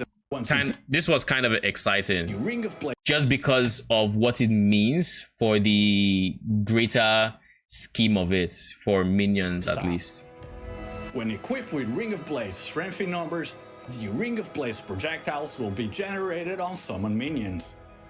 But like you see this, your Ring of Blades will be generated on summoned minions, which means it doesn't scale off minion modifiers, which means it's just Ring of Blades but on going above your minions instead. So maybe you have more Ring of Blades instead than this one, which of course has its perks. So like I already see Moto builds using this with, again, the charge guys, the charging, the Ring of Blades are going across them. Of Ring of Blades for your minions, and now you can. And then that just shreds people. Even the gameplay shown, there is a lot of parts not finished or still not translated. It's poor display, it feels rushed. With the gameplay footage not being translated, I would say yes, it could be like, it could be seen as like a problem for certain areas, like when they showed the Clockwork Ballet. But at the same time, I don't think there was any portion where they were talking about the season mechanic and it wasn't translated. When you upgrade points to level 6 and 7, I could be wrong. You can obtain a new exclusive support skill from the corresponding rainbow. Okay, this one, the loot wasn't translated, so like maybe that's part of the reason as well. Like the loot we're seeing pop out of the league mechanic, we don't know what it is, right? If it was like we saw, oh, from this one thing we just dropped like 200 FEs, like, oh shit, but we don't know if we just dropped 200 FE. We don't know what we just dropped. No, it's not about the content. I'm criticizing the form. Okay, explain a bit more. Like, you mean the format they used to explain? This is a part of the presentation I think you guys remember I talked about, but like this is a part I'm not the biggest fan of. Arcane, this is where I think is the biggest offender for using the season terminology when we don't know what the fuck the season does. Like, they just explain, you know, creating the map and everything, and then it's about the talent tree, and then he uses, like, this is to pick up your brushes and paint a new world. You bring your... It's like too much reference to like brushes and whatnot, where it's like I don't know what this does. What this doesn't mean anything to me because I don't know what the season mechanic really is yet. So using this verbiage just confuses me. So like this is it. Skills to the next level, you'll need to practice your artistry. Hunters can acquire color snow in the frozen canvas maps. Consuming color snow improves your snow painting artistry, helping you paint more skillfully. As your artistry level increases, you'll accelerate snowpaper and paint drops, unlock more brush strokes, richer colors, and add further complexity to your maps. We can't wait to see what kinds of masterpieces you're going to be creating, so remember, share your maps and designs with us. Like, I don't know why he would end on that unless there's like an actual like artistic thing you could do with your maps, but we don't know that there's anything about that yet. I know at the same time it's like I get it. With the skill traits, like do the season mechanic, gain points, spend the points to get better rewards, you know, yada yada yada yada. That's basically the gist of it. But it's like I don't understand what, like, if you're trying to tell me what the season mechanic does, or you're telling me based off of things that I would know from the season mechanic if I had played the season mechanic, I'm not going to understand it. And if I'm not understanding it, then I'm not hyped about it. Yeah, I get you. It doesn't bother me, but to be honest, new season stuff never hits me till I get into it. Oh, I can tell you for a fact, Settlers of Kagura hit me though. Like, that shit hit me. Like, yo. You know, that one was but I mean, that was, it's like, imagine instead of explaining what Petrified Amber was or Calcom or yada yada was, they just went ahead to explain sending, like, creating shipments of amber and whatever, and you know, whatever. Like, if they use verbiage from the season mechanic when you don't know what is in the season mechanic, you just can't build hype for the season mechanic, because it's like, I don't know what you're telling me that I'm going to be doing yet. How you can expand confidence in your product if you can't even take time to proof look your presentation to avoid showing misplaced translation? But it's more me being spanked as a student for faulty presentation. I don't understand. Share your map while it's just a tile in the grid. The art part is meh. Like, that's what I'm saying. Maybe there's something else to the share your maps. To maybe there is going to be an end. Like, maybe after a map you can actually freely draw on the map or something. Maybe there's actually something beyond the tile set to where you can actually share some artistic thing you did with your map. Like, that's my suspicion, at least. But yeah, overall, looking forward to it. I think the changes, I think they were for the most part on point with what the community wanted, in the way of, like, you know, being the end game being too easy to hit, so you would cycle through builds faster, and of course stop playing much quicker because of it. They were on point about, you know, the monetization changes in terms of like making heroes free to play. I mean, even I'm fine with the current season hero not being among those free to play ones, but if everyone else is, I can get behind it. Because I remember the first time I played Torchlight, I mentioned, you know, having a slight if with that system, because I wouldn't know how, like, I use PoE as a reference. If there were some ascendancies you just couldn't play, it would be kind of whatever, like, you know, it'd be weird. But with this system, like, I'm more than fine with that.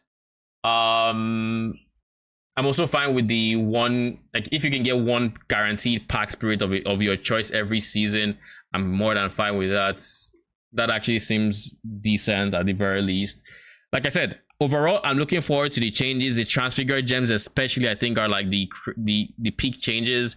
That, and of course the end game maps, the deep space, the profound time mark 8. I like all of that. So, like, these are stuff I'm looking forward to playing around with. And of course, I'm looking forward to the changes to the heroes, to where I get to reevaluate what I know and potentially build more interesting characters. So again, looking forward to it, right? So overall, yeah, good game, or good let's say good season. It definitely has enough for me to get excited for it, even if it's not like hype as I was for PoE as an example. Can we refresh this? This is not getting updated as much as I would like, or as quickly as I would like, I should say. Let's look at YouTube chat itself. Ready to share the optimal map soon enough. I mean, to be fair, with the optimal map, it also depends on from what I gather, the materials you drop. So as an example, You'll need to practice your artistry. as an example, everything he filled this layout with, you would have to either maybe buy it or like drop them to be able to put them on your map. So even if Reddit shares the optimal map set or whatever, you still have RNG being RNG, where did you drop what you need? Is it conducive for all the things you want to fit in, and just overall stuff like that. Now, of course, content creators and Reddit are going to be they are going to solve the meta pretty much, Paul. You still have a good discovery phase. You have it, unlike Diablo, with this one you actually have a decent discovery phase where you actually see, okay, you actually see everybody is on equal footing once the season launches. Nobody has some background information on what transfigured gems exist. Everybody is on equal footing. So once the season starts, people are going to be blown away by the transfigured gems we all find and yada yada. This is all stuff that Diablo robbed us of, in my opinion, with the I guess, what exactly did they call the thing where they allow the content creators play for like 100 hours before launch, like over 100 plus hours.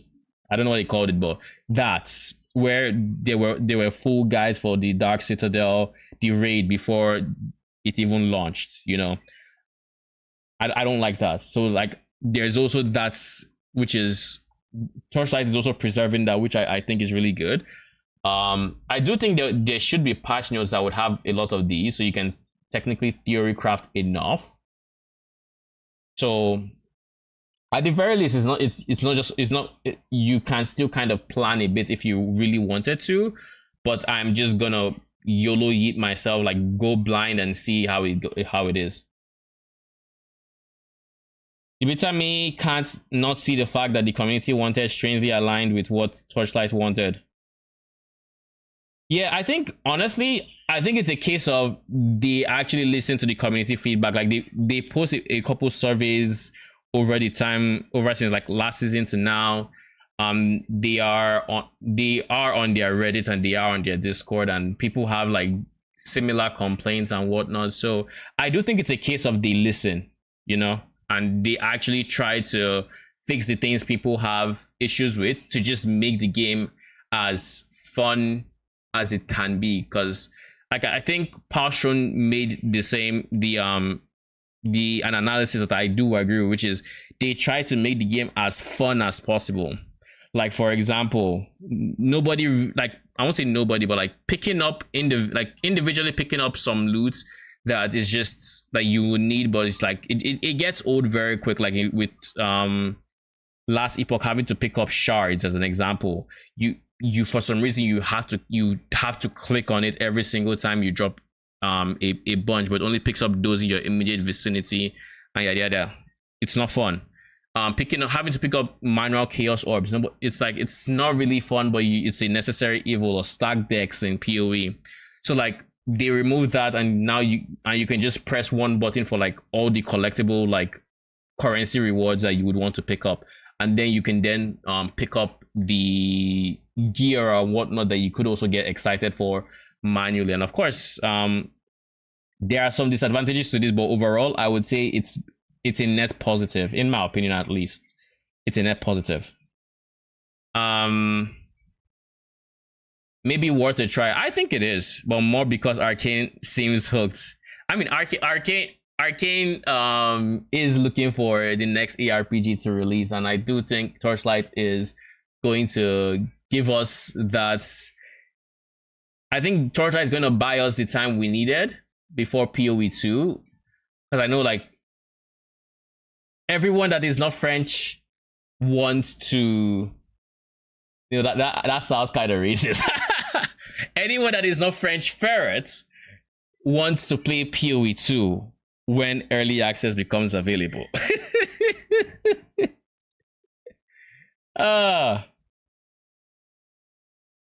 I think TLI has some obvious faults that we spoke about, but the gameplay makes it worth it for me. Yeah, I agree. The dream state mood of mapping I get in PoE, I only get in Torchlight. I don't get it in early or default. Yeah, I agree. And I have hypotheses or theories as to why this is the case, which I think I've told you in the past, Arcane, but that is like Last Epoch doesn't allow you to just turn your brain off and blast because of all the discrepancies you have in your general mapping situation, where this map took five seconds and didn't need any brain power, but the next map is taking 10 minutes and you need to think about what the fuck you're doing, or how there really isn't much of an end game in Last Epoch and it's just you grinding the exact same thing over and over again. You can even switch strategies, which PoE allows you to do, and in this case Torchlight allows you to do as well, because in the end game progression and strategies and loot, Torchlight is the most similar to PoE on the market, more so than D4. D4 doesn't really let you turn your brain off, because after every single map you have to sort through gear, and then once you're done sorting through gear, you potentially have to replace some, and then you have to do the mental gymnastics of how you would replace it, and then you would then these are all things you will need to do. You have to think about, okay, what boss you want to farm, what content should you be on the lookout for. Is there a world boss coming in because you need to do maybe Lord Zero or something, or is there this coming up because you want to do this? Is there a Legion event? I maybe need to do Renown. There are a lot of these things that would stop you from turning your brain off and just focusing on the grind. But I will say this to D4's credits: in its current season, it is much easier to do that now than it has been in the past, to where you can just kind of turn your brain off and kill shits for a bit before you have to use your brain again, because they've for the most part caught on a lot of the bloated loot drops you would get in the world, like gear. So now with gear, I still have to sort through things, but I have to sort through less affixes. I'm not looking through like 4 affixes to see if it's marginally better than what I currently have. I just glance at each one and I'm just marking as junk for the most part, and then maybe once in a while I see that one that I've been trying to replace. I'm like, oh ho ho, you know. And it also still gives you like a sense of solving problems, because you have to solve resistances and solve armor and all of these defensive requirements while solving the offensive requirements. But I do think D4 is nice in the form of the aspects and some interactions you can have between skills. But I think in terms of stats gearing for your offenses, it's quite boring, because when I'm trying to scale my current build, I'm just thinking, what do I need? Okay, I need cheap viewers in ban. I'm thinking I need dexterity. I need maybe crit damage because my build can use crits. I'm also thinking, in terms of temper affixes, there's some obvious ones I would want to go for. And of course, in planning my build, I have to decide, to go unique or not to go unique, stuff like that. And there are some ways you could big brain it to where you solve, like, for example, I'll use my current D4 character as, as an example. I wasn't really having the most fun with my last playstyle of using a basic attack, and then I really dislike the generator spender mechanics. But once I found a unique that kind of solves mana for an archetype, and then I just altered my current build to match the archetype that it solves mana for, and that was all I needed to do, basically. Why did that sound like someone breathing? Like someone just blew out a candle when I clicked it. PoE 2 Rebel Ferrets. I started to think the Blizzard business model is to make the money of the early access in all their games. What inspired this? Is this like because of World of Warcraft, or is this because of the Diablo thing? I think because like I really hate that they robbed the community of the discovery. Like I really don't like it. having guides for content that should be new to everybody before it's out is just, it's just weird. It's meh. And of course, I'm not faulting the creators for making the content. I'm faulting Blizzard for it, because any creator in that situation would be dumb to not take advantage of it, you know. It would be stupid to pass it up. So like, in my opinion, the fault lies with Blizzard 100%, like completely, because it's not like there was one person that agreed to like beta testing and then they leaked it or something. Like, no, this was fully sanctioned. This is what they wanted, and it's like you're just kind of killed the hype. Like, when I saw that, I'm just like, speaking of which, I was supposed to go into my first raid today and kind of just like go into it blind, but I don't think we have the time for that right now, so I'm going to do that tomorrow. We'll finally try the raids in D4 tomorrow. I'm basically playing PoE1 right now, literally right now, basically just buying time to November. Yo, we're all just buying time except French is weird. I don't know what he has against PoE2. I still think you should try PoE2. Like, it's just it's a game worth trying from what it looks like. And you know the funny thing, I have this feeling that PoE2 is going to let me down at the back of my mind, and it's probably right. But at the end of the day, no matter how much it lets me down, it will be a much better secondary game to play than Last Epoch in its current state, or D4 with its season to season changes. Now again, with this expansion, they made enough changes to where I can actually have fun, but there's every likelihood that next season would not be the same, or the season after that I would not feel the same level of fun. But anyways, to go briefly over the change I made that allowed me to tweak it to do what I said, I dropped this unique basically. Every time you deal thorns, you gain vigor. So I'm like, okay, cool. So now I just equip this. Then I change my spirit hall to gorilla, which makes it so all skills are gorilla skills, and then gorilla skills deal 100% of thorns to enemies you hit. So then all my skills are constantly hitting enemies, and this is just constantly hitting thorns damage. And because this, you know, is thorns damage, I get my vigor back. So like I altered my build because of what I dropped, but I also like the fact that I could do that. You know, I had the tools to do that, and I think this is a trend you'll probably hear a lot from me. If I have the tools to do whatever I have in my mind, I like it. But if I have an idea I want to try and I don't, then I don't like it nearly as much, or sometimes I dislike it, you know. So depends.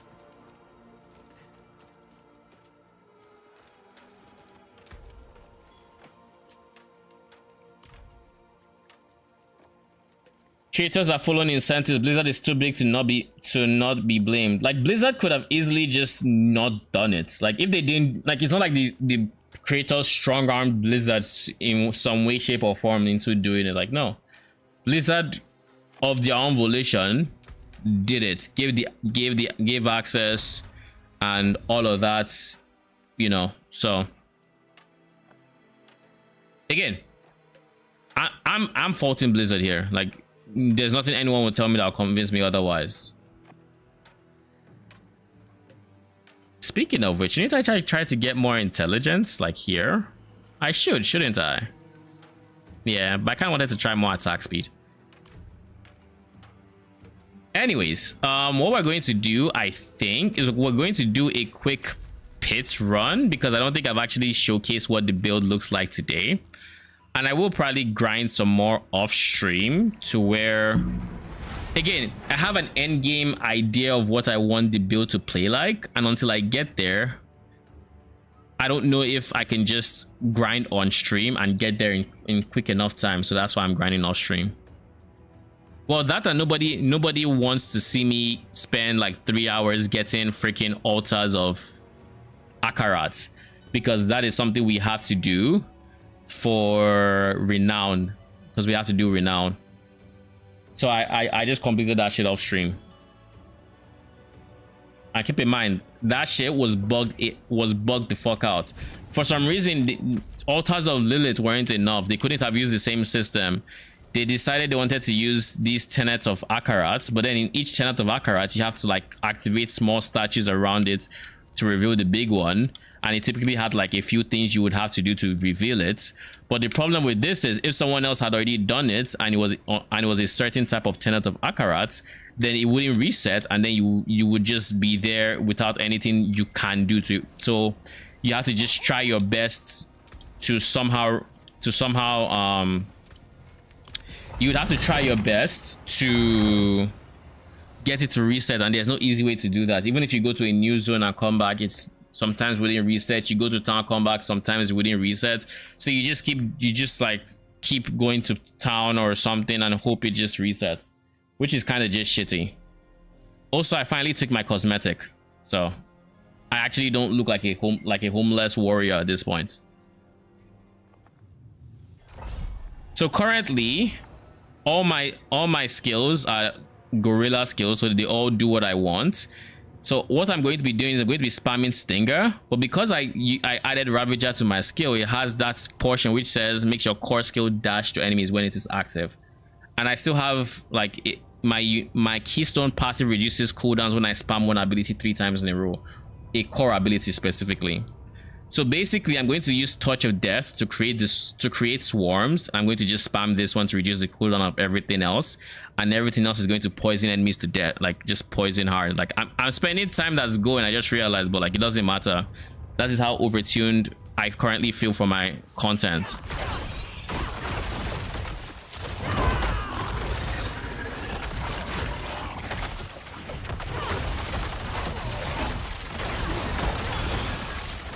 So the goal right now is to get it to the point where I don't have to spam any abilities, and I can just let all my different sources of like poison and whatnot deal the damage. Like look at my bugs. My bugs are absolutely shredding. My defensive ability is shredding. A lot of things are contributing to my pestilence swarms are shredding. Not ready. A lot of things are contributing to all the damage I am doing. So then it's all about getting to the point where I don't have to Need more time. I don't have to spam anything, basically.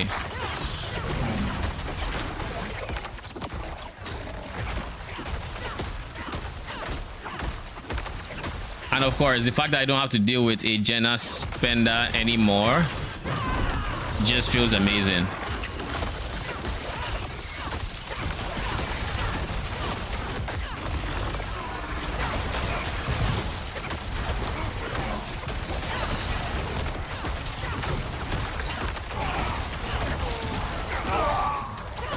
And of course, I also did some other mechanics to make like my pestilence swarms and my what's it called,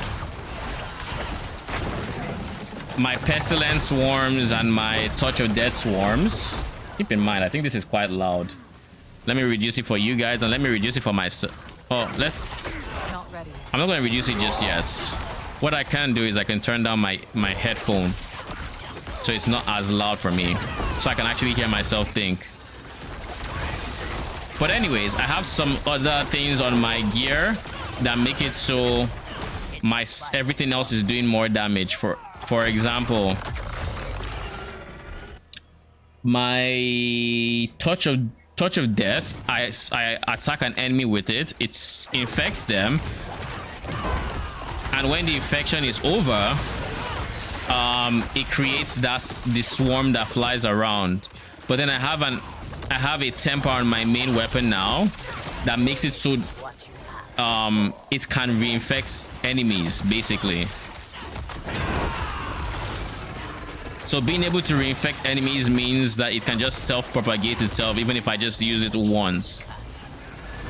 So like there's a whole lot of things that I have the tools for that actually enable me to play like this. And also I can just I also want to just slightly appreciate how much healing I'm doing, because right now you will notice my health barely ever moves, and that is by design. I am healing so much based on my kits that, well, it almost looks like I'm just never taking damage, but the reality is when I don't have the barrier, I'm taking damage. I'm just out healing the damage. So like the build in particular has a whole lot of healing. Like there, my barrier fell, I took damage. It's just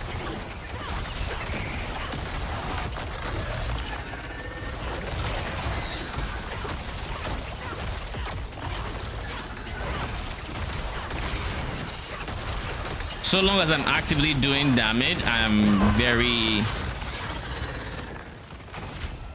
Need more time. I have a lot of sustain, is basically what I'm saying.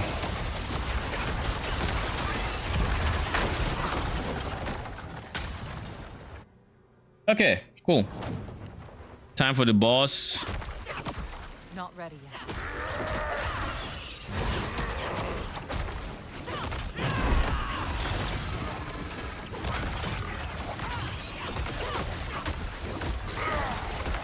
Look at how much dot damage we have going on this boss right now.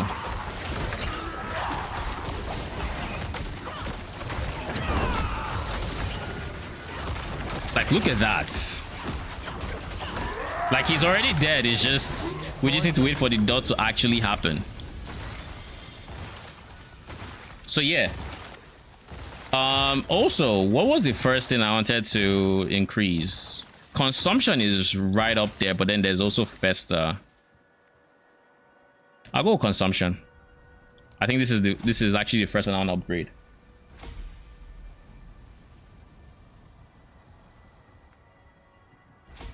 Assuming GGG doesn't kill PoE 1 for PoE 2, I don't think they will. I don't think it's in their best interest to kill PoE 1 for PoE 2, so I think there's a very, very good chance that PoE 1 receives the same love. Because, like, as an example, my plans right now for PoE 1 is I plan to play PoE 1 whenever PoE season launches, and PoE 2 on the off season. Like, I plan to have, like, rotate these two different games.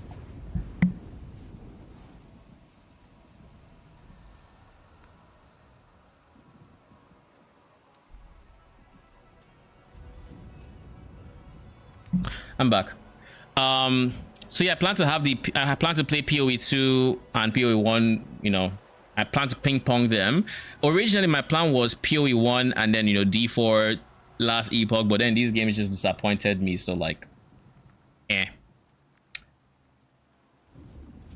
See you this winter when I will all see you in PoE 1. Yes.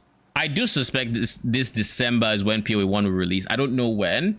Maybe second to third week of December is my guess is second week of December, which would give PoE 2 1 month of playtime. So like that's my guess. But I mean, could be, could also not be.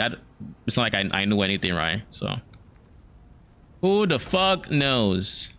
But whenever PoE 1 shows up, I will play it. That is 100% gonna happen.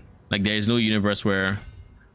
One thing I don't like is it's kind of difficult to compare things you haven't picked to things you have. I know there's the red line, but like sometimes the red line isn't as obvious because of the red outline here, you know. So just something else. Oh wait, there's something else. Okay. Oh, I have 2 more. Level 15, it goes up, so I might as well start filling out these guys.